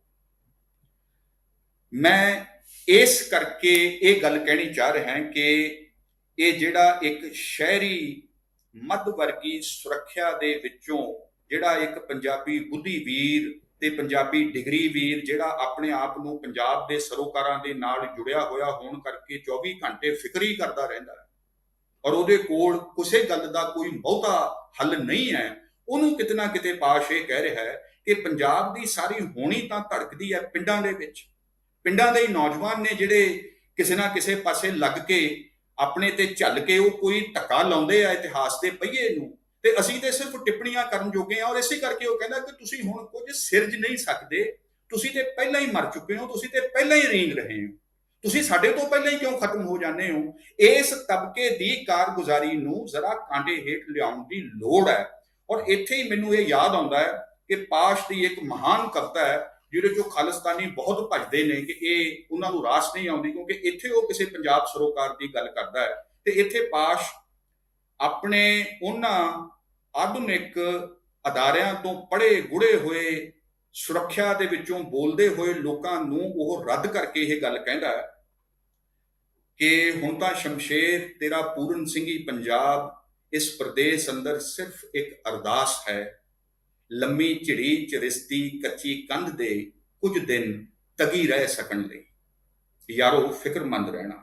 ਜਿਹੜਾ ਇਹ ਕੱਚੀ ਖੁਰ ਰਹੀ ਕੰਧ ਹੈ ਔਰ ਇੱਕ ਲੰਮੀ ਝੜੀ ਲੱਗੀ ਹੋਈ ਹੈ ਨਾਇਨਸਾਫੀਆਂ ਦੀ, ਪੰਜਾਬ ਦੇ ਆਪਣੇ ਸਮਾਜਿਕ ਤਾਣੇ ਬਾਣੇ ਦੇ ਬੁਰੀ ਤਰ੍ਹਾਂ ਦੇ ਨਾਲ ਗਲਤ ਹੋ ਜਾਣ ਦੀ, ਸਾਡੀ ਜਵਾਨੀ ਦਾ ਪੰਜਾਬ ਦੇ ਨਾਲੋਂ ਮੋਹ ਟੁੱਟ ਜਾਣ ਦੀ, ਪੰਜਾਬ ਦੇ ਨਾਲ ਅਸੀਂ ਪੰਜਾਬ ਨੂੰ ਆਪਣੇ ਗੋਡੇ ਥੱਲੇ ਤੇ ਲੈ ਕੇ ਰੱਖਣਾ ਚਾਹੁੰਦੇ ਹਾਂ, ਚਾਹੇ ਵਿਚਾਰਾਂ ਨਾਲ, ਚਾਹੇ ਸੱਤਾ ਨਾਲ, ਚਾਹੇ ਹਥਿਆਰਾਂ ਨਾਲ। ਔਰ ਇੱਥੇ ਸਿੱਧੂ ਮੂਸੇਵਾਲਾ ਵੀ ਥੋੜਾ, ਮੈਂ ਉਹਨੂੰ ਸਮਝਦਾ ਕਿ ਉਹ ਵੀ ਨਿਆਂ ਨਹੀਂ ਕਰ ਰਿਹਾ।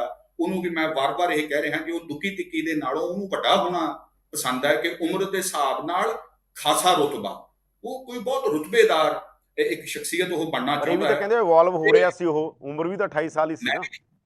28 ਸਾਲ ਦੀ ਉਮਰ ਕੀ ਹੁੰਦਾ, ਬੰਦਾ ਇਵੋਲਵ ਤਾਂ ਹੁੰਦਾ ਹੀ ਹੈ। ਮੈਂ ਵੀ ਇਹ ਗੱਲ ਕਹਿ ਰਿਹਾ ਕਿ ਉਹ ਵੀ ਇਵੋਲਵ ਹੋ ਰਿਹਾ ਸੀ, ਪਰ ਮੈਂ ਇਹ ਵੀ ਕਹਿ ਰਿਹਾ ਕਿ ਜੋ ਕੁਝ ਉਹਨੇ ਆਖਿਆ ਅਸੀਂ ਉਸ ਨੂੰ ਵੀ ਨਜ਼ਰਅੰਦਾਜ਼ ਨਹੀਂ ਕਰ ਸਕਦੇ। ਦੋਵੇਂ ਗੱਲਾਂ ਨੂੰ ਨਾਲ ਲੈ ਕੇ ਰੱਖਣ ਦੀ ਲੋੜ ਹੈ, ਤਾਂ ਹੀ ਅਸੀਂ ਉਹਦੇ ਨਾਲ ਨਿਆਂ ਕਰ ਸਕਾਂਗੇ।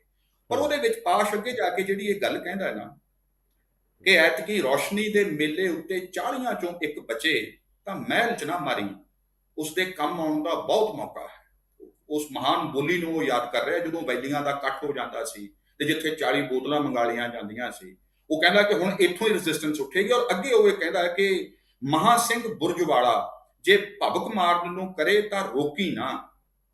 ਮਹਾਂ ਸਿੰਘ ਬੁਰਜਵਾਲੇ ਨੂੰ ਬਹੁਤੇ ਲੋਕ ਨਹੀਂ ਜਾਣਦੇ। ਉਹ ਜਗਰਾਓਂ ਤੇ ਨਕੋਦਰ ਦੇ ਦਰਮਿਆਨ ਦਾ ਇੱਕ ਬਹੁਤ ਵੱਡਾ ਵੈਲੀ ਹੋਇਆ, ਬਦਮਾਸ਼ ਉਹਨੂੰ ਕਹਿ ਲਈਏ, ਬੜਾ ਦਰਸ਼ਨੀ ਵੈਲੀ ਉਹ ਮੰਨਿਆ ਜਾਂਦਾ ਸੀ। ਜਦੋਂ ਉਹਦੀ ਪੇਸ਼ੀ ਹੁੰਦੀ ਸੀ ਲੋਕ ਉਹਨੂੰ ਵੇਖਣ ਜਾਂਦੇ ਹੁੰਦੇ ਸੀ, ਢੁੱਕ ਢੁੱਕ ਕੇ ਵੇਖਦੇ ਹੁੰਦੇ ਸੀ ਬਾਜ਼ਾਰਾਂ ਦੇ ਵਿੱਚ। ਪਾਸ਼ ਉਸ ਨੂੰ ਕਹਿ ਰਿਹਾ ਹੈ ਕਿ ਜੇ ਮਹਾਂ ਸਿੰਘ ਬੁਰਜਵਾਲਾ ਭਬਕ ਮਾਰਨ ਨੂੰ ਕਰੇ ਤਾਂ ਰੋਕਿਓ ਨਾ। ਕਿ ਹੁਣ ਜੇ ਬਹੁਤੇ ਸਿਆਣਿਆਂ ਨੇ, ਬਹੁਤੇ ਪੜ੍ਹਿਆਂ ਲਿਖਿਆਂ ਨੇ ਜੇ ਪੰਜਾਬ ਦੀ ਦਾਅਵੇਦਾਰੀ ਛੱਡ ਦਿੱਤੀ ਹੈ, ਜੇ ਉਹ ਸਿੱਧਿਆ ਸਿਆਸਤ ਦੇ ਨਾਲ ਮੱਥਾ ਲਾਉਣ ਜੋਗੇ ਨਹੀਂ ਰਹੇ, ਤਾਂ ਇਹਨਾਂ ਦੀਆਂ ਗੱਲਾਂ ਸੁਣਨ ਦੇ ਨਾਲੋਂ ਮੈਨੂੰ ਮਹਾਂ ਬੁਰਜਵਾਲੇ ਦੀ ਭਬਕ ਜ਼ਿਆਦਾ ਪਸੰਦ ਹੈ। ਉਹਨੂੰ ਰੋਕਿਓ ਨਾ, ਕੋਈ ਗੱਲ ਨਹੀਂ, ਵੇਖ ਲਾਂਗੇ ਕੀ ਹੋ ਜਾਏ। ਫਿਰ ਉਹ ਵੈਲੀਆਂ ਦੀਆਂ ਜਿਹੜੀਆਂ ਮੰਗਵਾਈਆਂ ਹੋਈਆਂ 40 ਬੋਤਲਾਂ ਨੇ, ਉਹਨਾਂ ਚੋਂ ਜੇ ਇੱਕ ਵੀ ਬਚੇ ਤਾਂ ਐਵੇਂ ਹੀ ਨਾ ਗਵਾ ਦਿਓ, ਵੇਖੀ ਜਾਂਦੀ ਆ ਕੁਝ ਇਹਦੇ ਵਿੱਚੋਂ ਹੀ ਉੱਠੇਗਾ। ਉਸ ਲਿਹਾਜ਼ ਦੇ ਨਾਲ ਜਿਹੜੀ ਇਹ ਗੱਲ ਹੋ ਰਹੀ ਕਿ ਇਹੀ ਹੈਗਾ ਕਿਹੜਾ ਵੈਕਿਊਮ ਆ ਜਿਹੜਾ ਡਿਕਲਾਈਨ ਹੋਇਆ ਸੋ ਕਾਲਡ ਇੰਟੈਲੈਕਟ ਦਾ, ਜਾਂ ਜਿਹੜੇ ਮਤਲਬ ਬਣੇ ਹੋਏ ਆਪੂ ਬਣੇ ਇੰਟੈਲੈਕਚੁਅਲ ਨੇ, ਜਿਹੜੇ ਤੁਸੀਂ ਡਿਗਰੀ ਧਾਰੀ ਕਹਿ ਰਹੇ ਹੋ, ਜਿਹਨਾਂ ਨੂੰ ਡਿਗਰੀ ਵੀਰ ਤੇ ਬੁੱਧੀ ਵੀਰ ਨੇ, ਉਹ ਸਪੇਸ ਕਿਉਂਕਿ ਉਹ ਕਦੇ ਉਹਨੂੰ ਪੂਰੇ ਨਹੀਂ ਕਰ ਸਕੇ, ਇਸੇ ਕਰਕੇ ਸਿੱਧੂ ਮੂਸੇਵਾਲਾ ਜਾਂ ਇਸ ਤਰ੍ਹਾਂ ਦੀਆਂ ਗੱਲਾਂ ਫਿਰ ਉਸ ਰੂਪ ਦੇ ਅੰਦਰ ਉੱਭਰਦੀਆਂ ਨੇ। ਬਿਲਕੁਲ ਠੀਕ ਗੱਲ ਹੈ, ਕਿਉਂਕਿ ਤੁਹਾਡੇ ਕੋਲ ਪਾਸ਼ ਤੋਂ ਬਾਅਦ, ਸੰਤ ਰਾਮ ਉਦਾਸੀ ਤੋਂ ਬਾਅਦ, ਜਗਤਾਰ ਤੋਂ ਬਾਅਦ ਕੋਈ ਸ਼ਾਇਰ ਹੈ ਉਸ ਪਾਏ ਦਾ ਜਿਹੜਾ ਕਿ ਸਾਡੇ ਪੇਂਡੂਆਂ ਦੇ ਨਾਲ ਉਹਨਾਂ ਦੇ ਪੱਧਰ ਦੇ ਉੱਪਰ ਜਾ ਕੇ ਜਿਸ ਕਿਸਮ ਦੀ ਉਹ ਗੱਲ ਕਰ ਸਕਦਾ, ਜਿਹੜਾ ਕਿ ਉਹਨਾਂ ਦੇ ਅੰਦਰ ਦੇ ਖੌਲਦੇ ਹੋਏ ਲਾਵੇ ਨੂੰ, ਵੇਗ ਨੂੰ ਸਮਝਦਾ ਹੈ, ਉਹਨੂੰ ਰੱਦ ਨਹੀਂ ਕਰਦਾ, ਉਹਨੂੰ ਸਿੱਧਾ ਹੀ ਸਿੱਧਾ ਉਹਨੂੰ ਫਿਊਡਲ ਨਹੀਂ ਕਹਿ ਦਿੰਦਾ। ਉਹ ਉਹਨੂੰ ਸਮਝਣਾ ਚਾਹੁੰਦਾ ਕਿ ਨਹੀਂ, ਇਹਦੇ ਅੰਦਰ ਕੋਈ ਮਾਦਾ ਹੈ, ਇਹਨੂੰ ਕਿਸੇ ਸਹੀ ਦਿਸ਼ਾ ਦੇਣ ਦੀ ਲੋੜ ਹੈ। ਕੋਈ ਇਹਦੀ ਗੱਲ ਉਹਨੂੰ ਹਜੇ ਆਪਣੀ ਸ਼ਾਇਦ ਇਹ ਵੀ ਗੱਲ ਹੈਗਾ ਕਿ ਜਿਹੜਾ ਰੱਦ ਮਤਲਬ ਪੰਜਾਬ ਦੇ ਅੰਦਰ ਇਹ ਹੋਇਆ ਕਿ ਹਾਂ ਚੀਜ਼ਾਂ ਨੂੰ ਰੱਦ ਕਰ ਦਿਓ, ਹਰ ਫਨੋਮਨੇ ਨੂੰ, ਕਿਸੇ ਨੂੰ ਕਹਿ ਦਿਓ ਇਹ ਫਿਊਡਲ ਹੈ, ਕਿਸੇ ਨੂੰ ਕਹਿ ਦਿਓ ਸੈਮੀ ਫਿਊਡਲ ਹੈ, ਕਿਸੇ ਨੂੰ ਕਹਿ ਦਿਓ ਸੈਮੀ ਕਲੋਨੀਅਲ ਆ, ਕਿਸੇ ਨੂੰ ਕਹਿ ਦਿਓ ਇਹ ਬੁਰਜੂਆ, ਕਿਸੇ ਨੂੰ ਕਹਿ ਦਿਓ ਇਹ ਅਲੀਟ ਹੈ, ਕਿਸੇ ਨੂੰ ਕਹਿ ਦਿਓ ਸੋਧਵਾਦੀ ਹੈ। ਇਸ ਫਿਨੋਮੇਨਨ ਨੇ ਤਾਂ ਮਤਲਬ ਨੁਕਸਾਨ ਤੇ ਇੰਨਾ ਕੀਤਾ ਕਿ ਉਹਨਾਂ ਦੀ ਆਪ ਦੀ ਕੋਈ ਥਾਂ ਨਹੀਂ ਬਚੀ। ਉਹਨਾਂ ਦੇ ਕੋਲ ਇੱਕ ਵੀ ਐਸਾ ਸ਼ਾਇਰ ਨਹੀਂ ਬਚਿਆ ਅਜਿਹਾ ਕਹਿਣ ਵਾਲਿਆਂ ਦਾ, ਜਿਹੜਾ ਕਿ ਕੋਈ ਐਸਾ ਲੇਖਕ ਨਹੀਂ ਬਚਿਆ ਜਿਹੜਾ ਕਿ ਇਹਨਾਂ ਗੱਲਾਂ ਦੇ ਨਾਲ ਮੱਥਾ ਲਾ ਕੇ ਗੱਲ ਨੂੰ ਅਗਾਂਹ ਤੋਰਦਾ ਹੋਵੇ। ਇਸੇ ਕਰਕੇ ਉਧਰਲੇ ਪਾਸੇ ਤੇ ਸੰਕਟ ਬਹੁਤ ਵੱਡਾ ਹੈ ਕਿ ਰਾਜਨੀਤਿਕ ਕਵਿਤਾ ਜਾਂ ਗੀਤਕਾਰੀ ਸਿੱਧੂ ਮੂਸੇਵਾਲਾ ਕਰ ਰਿਹਾ ਹੈ, ਆਪਣੇ ਇੱਕ ਲਿਮਿਟਿਡ ਅੰਡਰਸਟੈਂਡਿੰਗ ਦੇ ਨਾਲ ਕਰ ਰਿਹਾ, ਪਰ ਉਹ ਕਰ ਰਿਹਾ, ਉਹ ਕਿਸੇ ਮਸਲੇ ਦੇ ਉੱਪਰ ਤੇ ਉਂਗਲ ਚੁੱਕ ਰਿਹਾ ਹੈ ਨਾ। SYL ਨੂੰ ਜੇ ਦੇਖਣਾ ਹੋਵੇ, ਪੰਜਾਬ ਦੇ ਪਾਣੀਆਂ ਦਾ ਸਵਾਲ ਹੈ ਜਿਹੜਾ, ਉਹ ਕੋਈ ਨਿਰਾ ਬੁਰਾ ਇੱਕ ਨਹਿਰ ਦਾ ਤੇ ਸਵਾਲ ਹੈ ਨਹੀਂ। ਉਹਦੇ ਬਾਰੇ ਬੜੇ ਡਿਟੇਲ ਦੇ ਵਿੱਚ ਐਕਸਪਰਟਸ ਦੀਆਂ ਗੱਲਾਂ ਨੇ, ਮੈਂ ਉਹਦੇ ਵਿੱਚ ਨਹੀਂ ਜਾਣਾ ਚਾਹੁੰਦਾ, ਉਹਨਾਂ ਸਮਾਂ ਨਹੀਂ ਹੈ। ਪਰ ਇੱਕ ਗੱਲ ਮੈਂ ਕਹਿਣੀ ਚਾਹੁੰਦਾ ਕਿ ਪੰਜਾਬ ਖੇਤੀ ਪ੍ਰਧਾਨ ਸੂਬਾ, ਇਹਦੇ ਵਿੱਚ ਜੇ ਪਾਣੀ ਹੀ ਨਾ ਰਿਹਾ ਤਾਂ ਖੇਤੀ ਕਿਵੇਂ ਹੋਏਗੀ, ਉਹ ਕਿੱਥੋਂ ਹੋਏਗੀ, ਉਹਦੇ ਲਈ ਵਸੀਲੇ ਕਿੱਥੋਂ ਆਉਣਗੇ। ਤੇ ਇਹਦਾ ਮਤਲਬ ਇਹ ਹੈ ਕਿ ਪਾਣੀ ਹੈ ਜਿਹੜਾ, ਇਹ ਇਕੱਲਾ ਭਾਵਨਾਤਮਕ ਮਸਲਾ ਨਹੀਂ, ਇਹ ਪੰਜਾਬ ਦੀ ਆਰਥਿਕ ਭਵਿੱਖ ਤੇ ਹੋਣੀ ਦੇ ਨਾਲ ਜੁੜਿਆ ਹੋਇਆ ਮਸਲਾ ਹੈ। ਸਾਡੀ ਆਰਥਿਕਤਾ ਦਾ ਇੱਕ ਬੜਾ ਵੱਡਾ ਤੱਤ ਹੈ।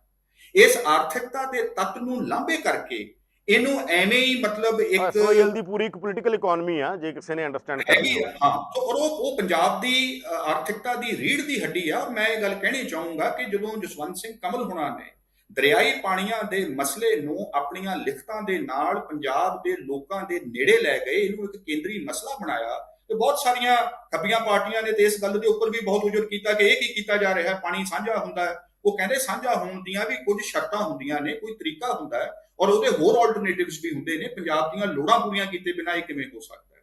ਦੂਸਰੀ ਜਿਹੜੀ ਮੈਂ ਗੱਲ ਕਹਿਣੀ ਚਾਹੁੰਦਾ ਹੈ ਕਿ ਜ਼ਰਾ ਇੱਕ ਹੋਰ ਜ਼ਬਾਨ ਦੇ ਵੱਲ ਆਪਾਂ ਗੌਰ ਕਰੀਏ। ਸੰਤ ਰਾਮ ਉਦਾਸੀ ਦਾ ਇੱਕ ਮਹਾਨ ਗੀਤ ਹੈ ਵਿਦੇਸ਼ੀ ਹਵਾਵਾਂ ਦੇ ਨਾਂ। ਉਹਦੇ ਵਿੱਚ ਤੁਹਾਨੂੰ ਇਹ ਦਿਸ ਜਾਏਗਾ ਕਿ ਸਿੱਧੂ ਮੂਸੇਵਾਲਾ ਜਿਸ ਜ਼ਮੀਨ ਦੇ ਉੱਪਰ ਖੜ ਕੇ ਆਪਣੀ ਗੀਤਕਾਰੀ ਕਰ ਰਿਹਾ ਹੈ, ਸੰਤ ਰਾਮ ਉਦਾਸੀ ਉਹ ਸਭ ਕੁਝ ਹੰਢਾ ਚੁੱਕਿਆ ਹੈ, ਔਰ ਉਹਨੂੰ ਉਹ ਕਹਿ ਕਿਵੇਂ ਚੁੱਕਿਆ ਹੈ, ਇਹ ਜ਼ਰਾ ਗੌਰ ਕਰਿਓ ਕਿ ਮੈਨੂੰ ਰਹਿਣ ਦੇ ਹਵਾਏ ਮੇਰੇ ਦੇਸ਼, ਕਰੇ ਜੋਦੜੀ ਨਹੀਂ ਇੱਕ ਦਰਵੇਸ਼। ਫਿਰ ਉਹ ਕਹਿੰਦਾ ਕਿ ਉਹਨੂੰ ਪੰਜਾਬ ਦਾ ਕਿੰਨਾ ਮੋਹ ਹੈ। ਮੈਂ ਤਾਂ ਜੀ ਹਾਂ ਇੱਕ ਨਰਕਾਂ ਦੇ ਹਾਣ ਦਾ, ਮੈਂ ਨਹੀਂ ਸੁਰਗਾਂ ਦੇ ਸੁੱਖਾਂ ਨੂੰ ਸਿਆਣਦਾ, ਮੈਨੂੰ ਰਹਿਣ ਦੇ ਹਵਾਏ ਮੇਰੇ ਦੇਸ਼।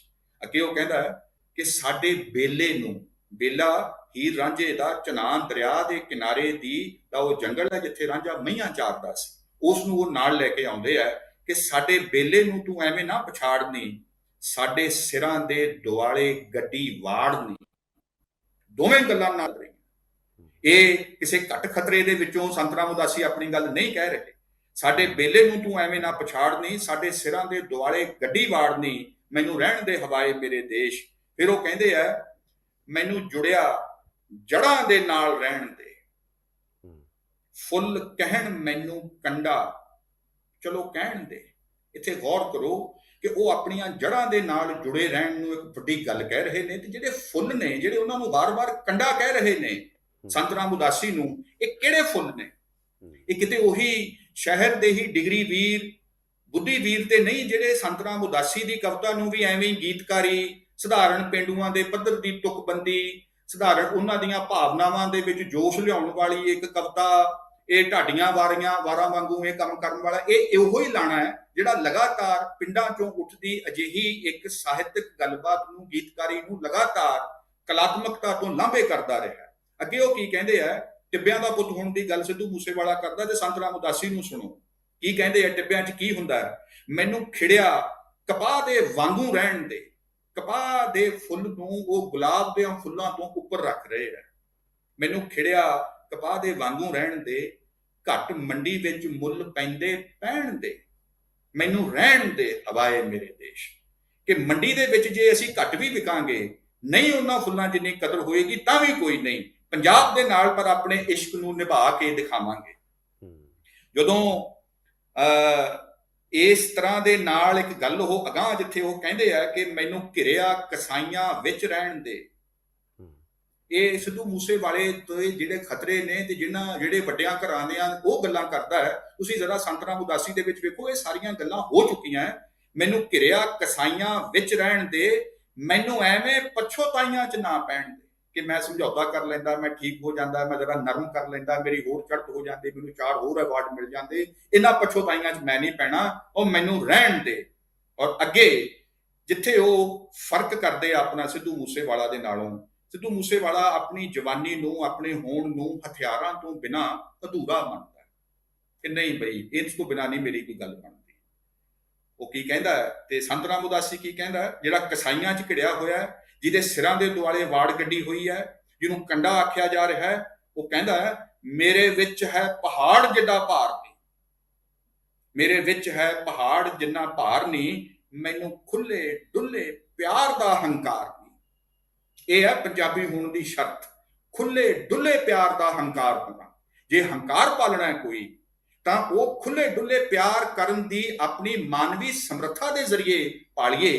ਇੱਥੇ ਆ ਕੇ ਉਹ ਉਸੇ ਹੀ ਹਾਲਾਤ ਦੇ ਵਿੱਚ ਰਹਿੰਦਿਆਂ ਹੋਇਆਂ ਸੰਤ ਰਾਮ ਉਦਾਸੀ ਆਪਣੇ ਆਪ ਨੂੰ ਕਿਵੇਂ ਪਰਿਭਾਸ਼ਿਤ ਕਰ ਰਿਹਾ ਹੈ, ਤੇ ਸਿੱਧੂ ਮੂਸੇਵਾਲਾ ਆਪਣੇ ਆਪ ਨੂੰ ਕਿਸ ਤਰ੍ਹਾਂ ਦੇ ਨਾਲ ਪਰਿਭਾਸ਼ਿਤ ਕਰਨਾ ਚਾਹ ਰਿਹਾ ਹੈ, ਇਹ ਗੱਲਾਂ ਵੀ ਇਹਦੇ ਨਾਲ ਜੁੜਦੀਆਂ ਨੇ। ਮੈਂ ਇਵੇਂ ਹੀ ਜੇ ਇਜਾਜ਼ਤ ਦਿਓ ਤੇ ਇੱਕ ਬੜੀ ਕਮਾਲ ਦੀ ਇੱਕ ਕਵਿਤਾ ਹੈ ਸੁਨੇਹੇ ਸਵਰਾਜ ਵੀਰ ਹੁਣਾਂ ਦੀ। ਆਪਾਂ ਯਾਦ ਕਰੀਏ ਕਿ ਕੁਝ ਲੋਕਾਂ ਨੇ ਐਲਾਨੀਆ ਸਵਰਾਜ ਵੀਰ ਸਿੰਘ ਦੀ ਲੇਖਣੀ ਦੇ ਉੱਪਰ ਸਮਾਗਮਾਂ ਦੇ ਵਿੱਚ ਇਤਰਾਜ਼ ਉਠਾਏ ਸੀ ਕਿ ਜਿਹੜਾ ਇਹ ਧੱਕਾ ਕਰ ਰਿਹਾ ਹੈ ਤੇ ਨਾਇਨਸਾਫੀ ਕਰ ਰਿਹਾ ਹੈ, ਉਹ ਆਲਮੋਸਟ ਇੱਕ ਧਮਕੀ ਦੇਣ ਵਾਂਗੂ ਸੀ ਕਿ ਅਸੀਂ ਵੇਖ ਲਾਂਗੇ। ਇਹ ਮੈਂ ਇਸ ਕਰਕੇ ਜਿਹੜਾ ਇਹ ਸੱਭਿਆਚਾਰ ਹੈ ਕਿ ਜੇ ਇੱਥੇ ਕੋਈ ਸਿੱਧੂ ਮੂਸੇਵਾਲੇ ਨੂੰ ਵੇਖਣ ਦੀ ਗੱਲ ਕਰ ਰਿਹਾ ਹੈ ਤੇ ਉੱਥੇ ਕੋਈ ਸਵਰਾਜਵੀਰ ਹੋਣਾ ਨੂੰ ਵੀ ਵੇਖਣ ਦੀ ਗੱਲ ਕਰ ਰਿਹਾ ਹੈ, ਅਸੀਂ ਇਹਨਾਂ ਗੱਲਾਂ ਨੂੰ ਵੀ ਅਣਡਿੱਠ ਕਰ ਜਾਂਦੇ ਹਾਂ। ਪਰ ਉਹ ਕੀ ਕਹਿੰਦੇ ਆ ਕਿ 5 ਦਰਿਆਵਾਂ ਦਾ ਹੀ ਤਾਂ ਪੁੱਤ ਹਾਂ ਮੈਂ, ਤੇ 5 ਦਰਿਆਵਾਂ ਦਾ ਪੀਰ ਵੀ ਹਾਂ। ਸੁਪਨੇ ਲੈਂਦਾ ਹਾਂ ਅਸਮਾਨ ਕਜਲਾ, ਤੇ ਸੁਪਨੇ ਸਹਿੰਦੀ ਪੀੜ ਵੀ ਹਾਂ। ਮੈਂ ਹੀ ਤਾਂ ਜੰਮੇ ਦਰਿਆ ਰੁੱਖ ਸਾਰੇ, ਲੜਦੀ ਤਪਸ਼ ਦਾ ਕੋਸਾ ਨੀਰ ਵੀ ਹਾਂ।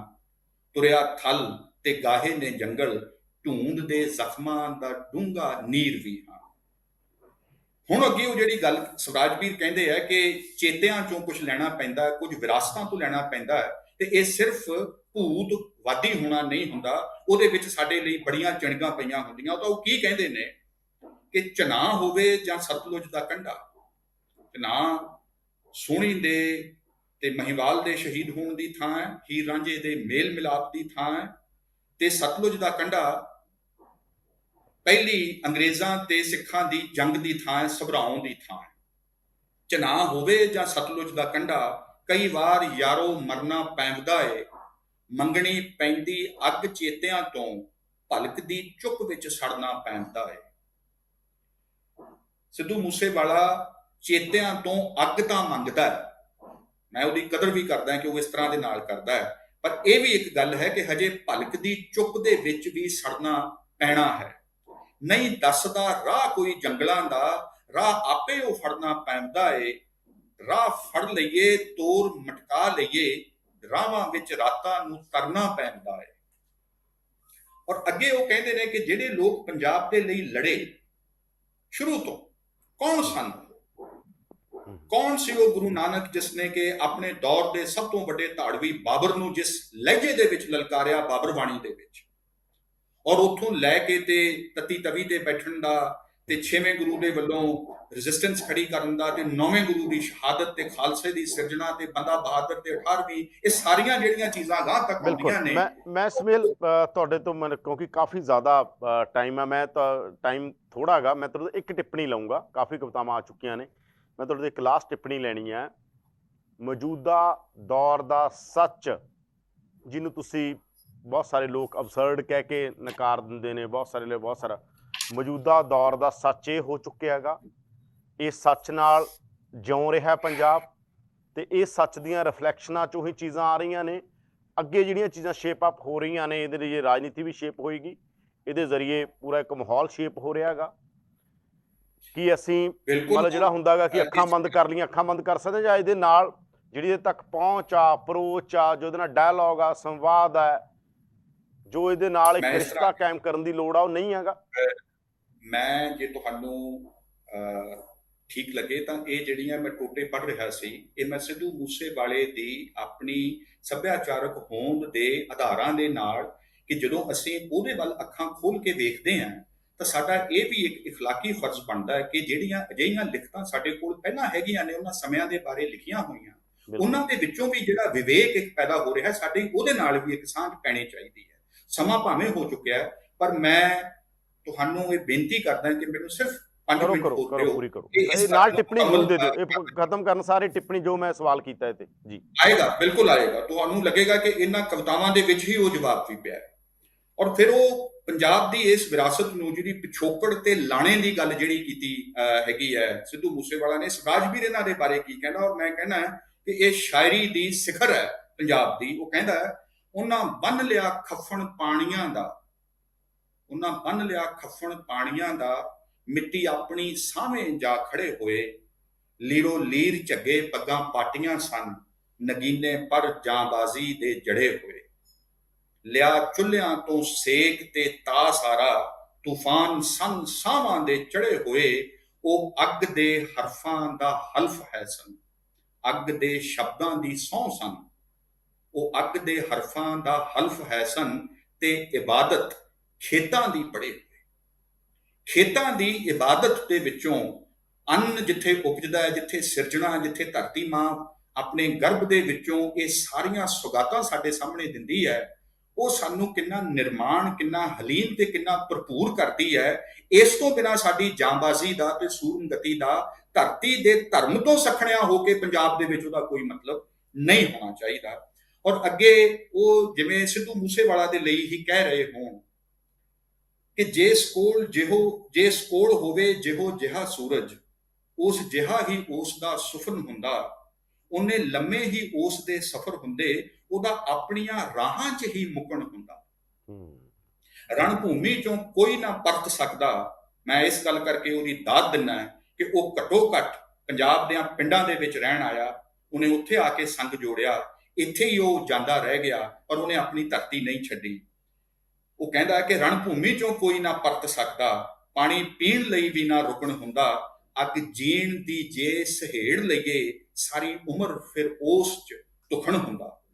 ਇਸ ਲਈ ਉਹ ਜਿਹੜਾ ਕਹਿੰਦਾ ਹੈ ਕਿ ਜਿੱਥੇ ਉਹ ਗੱਲ ਕਰਦਾ ਹੈ ਕਿ ਆਸ ਕਿੱਥੇ ਹੋਣੀ ਚਾਹੀਦੀ ਹੈ ਕਿ ਬੰਦਾ ਹੋਣਾ ਹੈ ਇੱਕ ਜਨੂਨ ਯਾਰੋ, ਬੰਦਾ ਹੋਣ ਲਈ ਬੰਦੇ ਨੇ ਮਾਰਦੇ ਰਹੇ, ਜਿਹੜੇ ਬੈਠੇ ਸਹੇੜ ਰਾਹ ਦੁਸ਼ਮਣਾਂ ਨੂੰ, ਬੈਠ ਫਸੀਲਾਂ ਤੇ ਰਾਤਾਂ ਨੂੰ ਜਰਦੇ ਰਹੇ, ਜਿਸਮਾਂ ਆਪਣਿਆਂ ਤੀਕ ਨਾ ਰਹੇ, ਬਾਕੀ ਨਕਸ਼ਾਂ ਖੇਤਾਂ ਪਹਾੜਾਂ ਲਈ ਲੜਦੇ ਰਹੇ।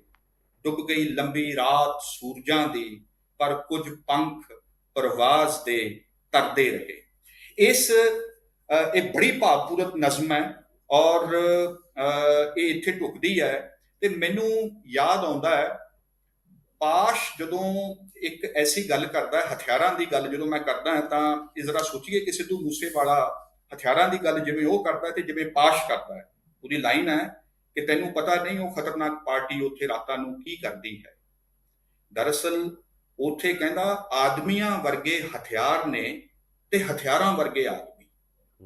ਆਦਮੀਆਂ ਵਰਗਾ ਹਥਿਆਰ ਹੋ ਸਕਣਾ ਤੇ ਹਥਿਆਰਾਂ ਵਰਗਾ ਆਦਮੀ ਹੋ ਸਕਣਾ।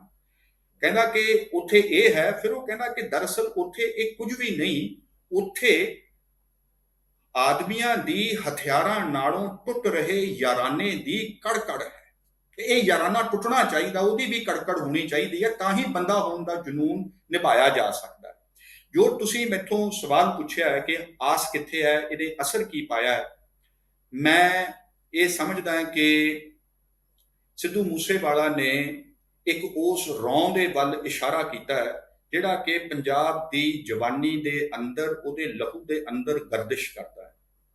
ਉਹ ਕਿਤੇ ਨਾ ਕਿਤੇ ਆਪਣੇ ਹੋਣ ਦੇ ਸਵਾਲਾਂ ਨੂੰ ਮੁਖਾਤਿਬ ਹੈ ਕਿ ਸਾਡਾ ਬਣੇਗਾ ਕੀ। ਉਹ ਆਪਣੇ ਭਵਿੱਖ ਨੂੰ ਲੈ ਕੇ ਚਿੰਤਿਤ ਹੈ। ਉਹਨੂੰ ਮੇਰਾ ਇਹ ਵੀ ਨਾਲ ਕਹਿਣਾ ਹੈ ਕਿ ਉਹਦੇ ਅੰਦਰ ਇਸ ਨੂੰ ਲੈ ਕੇ ਰੋਹ ਤੇ ਹੈ, ਰੋਸ ਵੀ ਹੈ, ਰਾਹ ਕੋਈ ਨਹੀਂ। ਉਹਨੂੰ ਲੜਨ ਦੀ ਥਾਂ ਦੇ ਉੱਤੇ ਜਿਹੜੀ ਤੱਟ ਫੱਟ ਦੇ ਇੱਕ ਫੈਸਲੇ ਲੈ ਕੇ ਤੇ ਛੇਤੀ ਛੇਤੀ ਸਾਰਾ ਕੁਝ ਕਰ ਦੇਣ ਦਾ ਜਿਹੜਾ ਇੱਕ ਝੱਲ ਚੜਿਆ ਹੋਇਆ ਹੁੰਦਾ ਹੈ ਜਵਾਨੀ ਨੂੰ, ਉਹਨੂੰ ਕੋਈ ਦਿਸ਼ਾ ਦੇਣ ਵਾਲਾ ਨਹੀਂ। ਤੇ ਮੈਨੂੰ ਸਭ ਤੋਂ ਵੱਧ ਅਫਸੋਸ ਤੇ ਰੋਹ ਉਹਨਾਂ ਸੋ ਕਾਲਡ ਬੁੱਧੀਵੀਰਾਂ ਤੇ ਆਉਂਦਾ ਹੈ ਜਿਹੜੇ ਕਿ ਇਸ ਕਿਸਮ ਦੇ ਅਥਰੇ ਰੋਹ ਨੂੰ ਹੀ ਇੱਕ ਬਹੁਤ ਵੱਡੀ ਪ੍ਰਾਪਤੀ ਮੰਨੀ ਬੈਠੇ ਆ। ਉਹ ਇਸ ਤੋਂ ਅਗਾਂਹ ਜਾਣ ਨੂੰ ਤਿਆਰ ਨਹੀਂ। ਮੈਂ ਇਸ ਕਰਕੇ ਇਹ ਗੱਲ ਕਹਿਣੀ ਚਾਹੁੰਦਾ ਹਾਂ ਕਿ ਗੁਰੂ ਨਾਨਕ ਸਾਹਿਬ ਨੇ ਸਾਨੂੰ ਸਾਡੇ ਪਿਛੋਕੜ ਦੇ ਵਿੱਚ ਨਿਰਭਉ ਹੋਣ ਤੇ ਨਿਰਵੈਰ ਹੋਣ ਦੋਵਾਂ ਦੇ ਲਈ ਉਹਨਾਂ ਨੇ ਤਿਆਰ ਕੀਤਾ ਸੀ।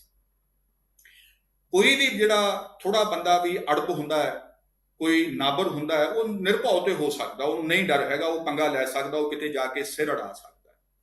ਪਰ ਕੀ ਉਹ ਨਿਰਵੈਰ ਵੀ ਹੈ? ਨਿਰਵੈਰ ਹੋਏ ਬਿਨਾਂ ਜਿਹੜਾ ਬੰਦਾ ਨਿਰਭਉ ਹੋ ਰਿਹਾ ਹੈ ਉਹ ਤੇ ਕੱਲ ਨੂੰ ਕੁਝ ਵੀ ਕਹਿਰ ਕਮਾ ਸਕਦਾ ਹੈ। ਇਸ ਲਈ ਨਿਰਭਉ ਬੰਦੇ ਦਾ, ਮਨੁੱਖ ਦੇ ਲਈ ਨਿਰਵੈਰ ਹੋਣਾ ਗੁਰਮਤਿ ਦੇ ਵਿੱਚ ਇੱਕ ਲਾਜ਼ਮੀ ਸ਼ਰਤ ਰੱਖੀ ਹੋਈ ਹੈ। ਔਰ ਨਿਰਵੈਰ ਹੋਣ ਦੇ ਉੱਪਰ ਬਾਣੀ ਦਾ ਬਹੁਤ ਜ਼ੋਰ ਹੈ। ਗੁਰੂ ਨਾਨਕ ਸਾਹਿਬ ਦੀ ਸਾਰੀ ਬਾਣੀ ਇਸ ਗੱਲ ਦੇ ਉੱਪਰ ਖੜੀ ਹੈ। ਹਥਿਆਰਾਂ ਦੇ ਯੁੱਧ ਉਸ ਵੇਲੇ ਬਹੁਤ ਹੋ ਰਹੇ ਸੀ।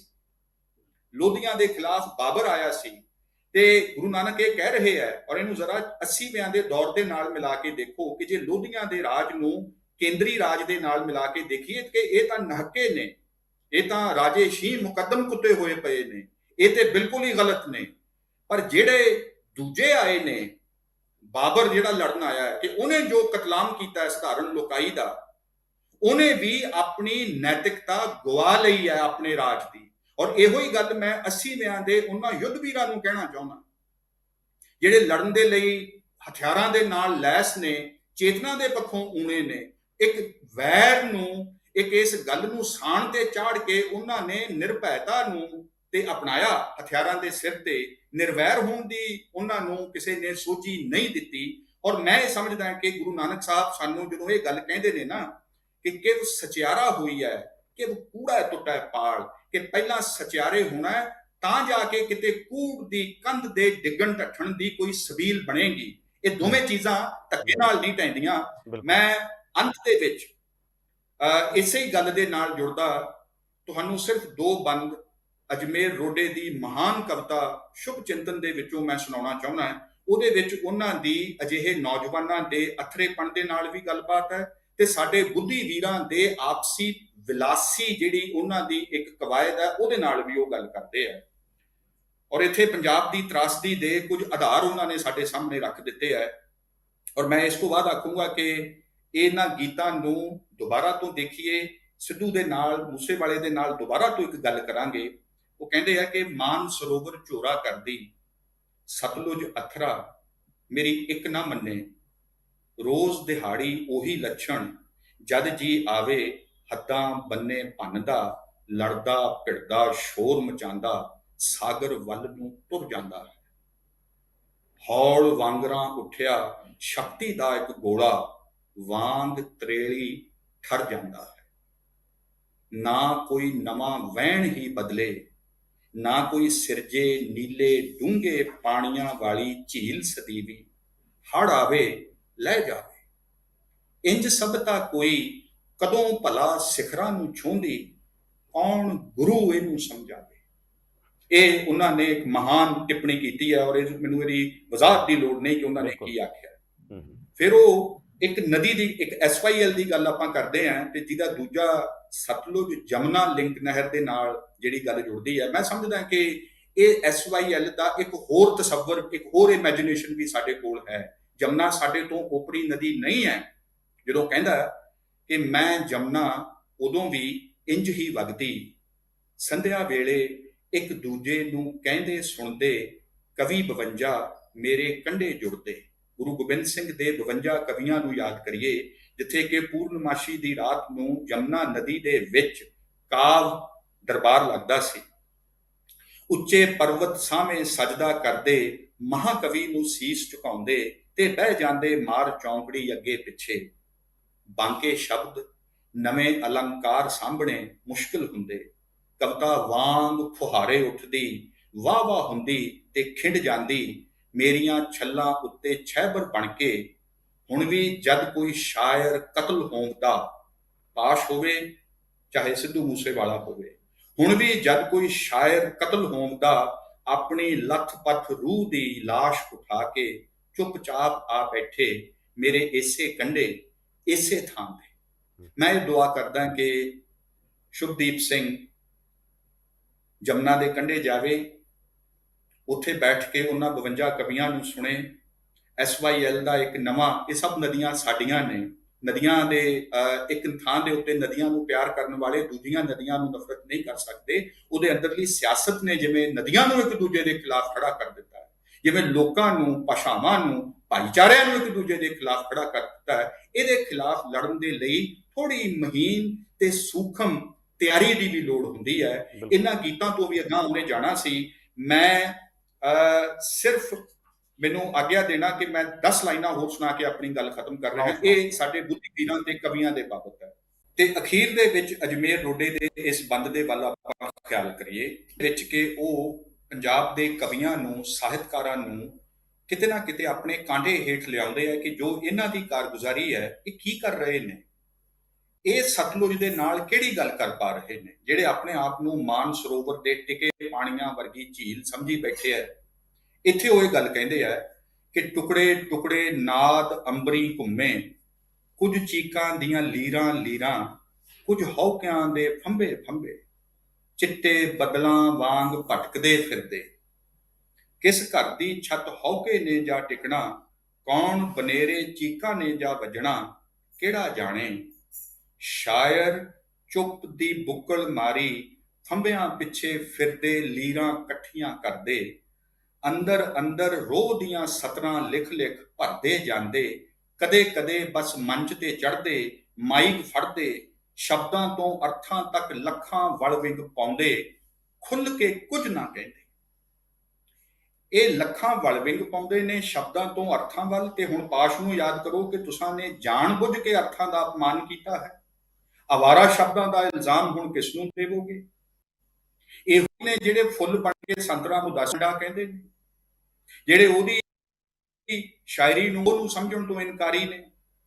ਇਹ ਉਹੋ ਹੀ ਨੇ ਜਿਹੜੇ ਜਸਵੰਤ ਦੀਆਂ ਲਿਖਤਾਂ ਨੂੰ ਇਹ ਕਹਿੰਦੇ ਨੇ ਕਿ ਇਹਦੇ ਜੀ ਐਵੇਂ ਹੀ ਪੇਂਡੂਆਂ ਨੂੰ ਬਸ ਹੁੰਦਾ ਹੀ ਇੱਕ ਕੰਮ ਕੀਤਾ। ਤੇ ਅਗਲ ਹੈ ਕਿ ਅਜਮੇਰ ਰੋਡੇ ਜਿੱਥੇ ਖਤਮ ਕਰਦੇ ਆ ਕਿ ਹਰ ਕੁਝ ਐਸੇ ਵੀ ਨੇ ਜੋ ਕੁਝ ਕਹਿੰਦੇ ਫਤਵੇ ਸੁਣਾਉਂਦੇ, ਜੋ ਕੁਝ ਵਾਹੁੰਦੇ ਤਿੱਖੀ ਨੋਕ ਹੀ ਵਾਹੁੰਦੇ।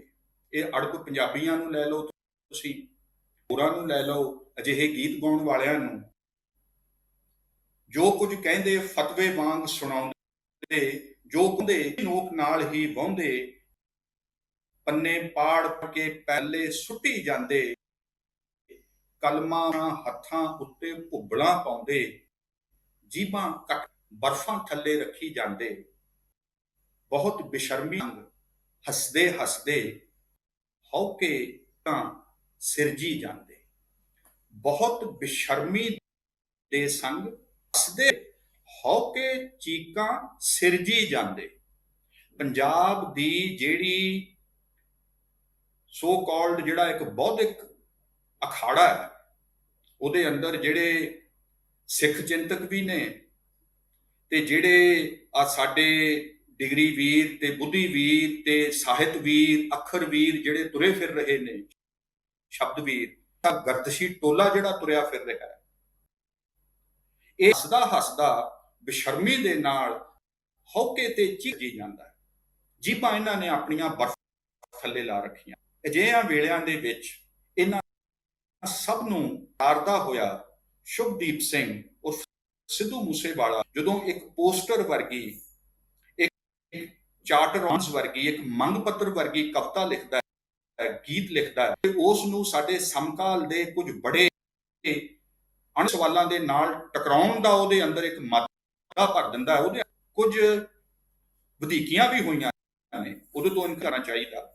ਉਸਨੇ ਹਜੇ ਇੱਕ ਸਫ਼ਰ ਤੈਅ ਕਰਨਾ ਸੀ ਨਿਰਵੈਰ ਦਾ, ਉਹਨੇ ਇੱਕ ਸਫ਼ਰ ਤੈਅ ਕਰਨਾ ਸੀ ਸਾਂਝੀ ਹੁੰਦਾ, ਉਹਨੇ ਦਿੱਕੀ ਦੁੱਕੀ ਤਿੱਕੀ ਤੋਂ ਫਾਸਲਾ ਬਣਾਉਣ ਦੇ ਉੱਪਰ ਨੀਚਾਂ ਅੰਦਰ ਨੀਚ ਜਾਤ ਨੂੰ ਅਤ ਨੀਚ ਤੇ ਨਾਨਕ ਤਿੰਨ ਕੈ ਸੰਗ ਸਾਥ ਵਾਲੇ ਮੁਕਾਮ ਤੇ ਉਹਨੇ ਪਹੁੰਚਣਾ ਸੀ। ਉਹਨੇ ਆਪਣੀਆਂ ਬਹੁਤ ਸਾਰੀਆਂ ਗੱਲਾਂ ਨੂੰ ਹਜੇ ਬਚਣਾ ਹੋਏਗਾ। ਨਵੇਂ ਦਿਸਦੇ ਸਿਰਜਣੇ ਹੋਣਗੇ। ਸਾਡੇ ਕੋਲੋਂ ਪਿੰਡਾਂ ਦੇ ਵਿੱਚ ਜਵਾਨੀ ਦਿਖ ਰਹੇ ਭਾਵਨਾਵਾਂ ਨੂੰ ਵੇਗ ਦੇਣ ਵਾਲਾ ਇੱਕ ਕਲਾਕਾਰ ਵਿਛੜ ਗਿਆ, ਬੜੇ ਤਰਾਸਦ ਤਰੀਕੇ ਦੇ ਨਾਲ ਗਿਆ। ਉਸੇ ਹੀ ਹਥਿਆਰਾਂ ਦੇ ਤਰਕ ਵਾਲੇ ਗੈਂਗਸਟਰਸ ਨੇ ਉਹਨੂੰ ਖਤਮ ਕੀਤਾ ਹੈ, ਜਿਨ੍ਹਾਂ ਦੀ ਕਿ ਗੱਲ ਅਸੀਂ 80ਵਿਆਂ ਤੋਂ ਤੇ 90ਵਿਆਂ ਤੋਂ ਸੁਣਨ ਦੇ ਆਦੀ ਹੋ ਚੁੱਕੇ ਹਾਂ। ਇਹ ਬੜੀਆਂ ਜਟਿਲ ਪਰਖਤਾਰ ਕੁਝ ਆਬਜ਼ਰਵੇਸ਼ਨਸ ਜਾਰੀ ਰਹਿਣਗੀਆਂ। ਹਜੇ ਬੜੇ ਮੁੱਢਲੇ ਦਿਨ ਨੇ, ਪਰ ਇਹਨਾਂ ਆਪਣੇ ਮੈਂ ਸਿੱਧੂ ਮੂਸੇਵਾਲੇ ਨੂੰ ਯਾਦ ਵੀ ਕਰਦਾ ਹਾਂ ਔਰ ਇਸ ਨੂੰ ਇੱਕ ਸੱਭਿਆਚਾਰਕ ਪਿੜ ਦੇ ਵਿੱਚ ਇੱਕ ਵੱਡੀ ਐਂਟਰੀ ਦੇ ਵਜੋਂ ਵੇਖਦਾ ਹੈ ਕਿ ਉਸ ਨੇ ਇਹਨਾਂ ਟਿਕੇ ਹੋਏ ਵਿੱਚ ਜੋ ਹਲਚਲ ਮਚਾਈ ਹੈ, ਇਹ ਕੋਈ ਹੋਰ ਝੀਲ ਸਿਰਜੇ, ਚੀਜ਼ਾਂ ਦੁਬਾਰਾ ਤੋਂ ਕਿਸੇ ਲੇਖੇ ਲੱਗੇ। ਪੰਜਾਬ ਮੁੜ ਤੋਂ ਇੱਕ ਹਰਿਆਲੀ ਤੇ ਸਾਂਝੀਵਾਲ ਨੇ, ਉਹਦਾ ਵੀ ਇਹੀ ਸੁਪਨਾ ਹੋਏਗਾ। ਮੈਂ ਉਹਨੂੰ ਇਹਨਾਂ ਸ਼ਬਦਾਂ ਆਪਣੀ ਸ਼ਰਧਾਂਜਲੀ ਵੀ ਦਿੰਦਾ ਔਰ ਉਹਦੇ ਨਾਲ ਸੰਵਾਦ ਜਾਰੀ ਰੱਖਣ ਦਾ ਵਾਅਦਾ ਵੀ ਕਰ। ਤਾਂ ਬਹੁਤ ਬਹੁਤ ਧੰਨਵਾਦ ਸਮੀਰ ਸਿੱਧੂ ਜੀ। ਸਿੱਧੂ ਮੂਸੇਵਾਲੇ ਦੇ ਗੀਤਾਂ ਦੀ ਬਹੁਤ ਤਰ੍ਹਾਂ ਦੀ ਵਿਆਖਿਆ ਹੋ ਰਹੀ ਹੈ। ਸਮੀਰ ਸਿੱਧੂ ਨੇ ਆਪਣੇ ਤਰੀਕੇ ਨਾਲ ਵਿਆਖਿਆ ਕੀਤੀ। ਸੰਵਾਦ ਹੋਣਾ ਚਾਹੀਦਾ ਹੈ, ਗੱਲਬਾਤ ਹੋਣੀ ਚਾਹੀਦੀ ਹੈ, ਚਰਚਾ ਹੋਣੀ ਚਾਹੀਦੀ ਹੈ। ਬਹੁਤ ਸਾਰੀਆਂ ਅਸਹਿਮਤੀਆਂ ਤੋਂ ਹੀ ਕਿਸੇ ਸਾਂਝੀ ਸਹਿਮਤੀ ਵੱਲ ਵਧਿਆ ਜਾਂਦਾ ਹੈ।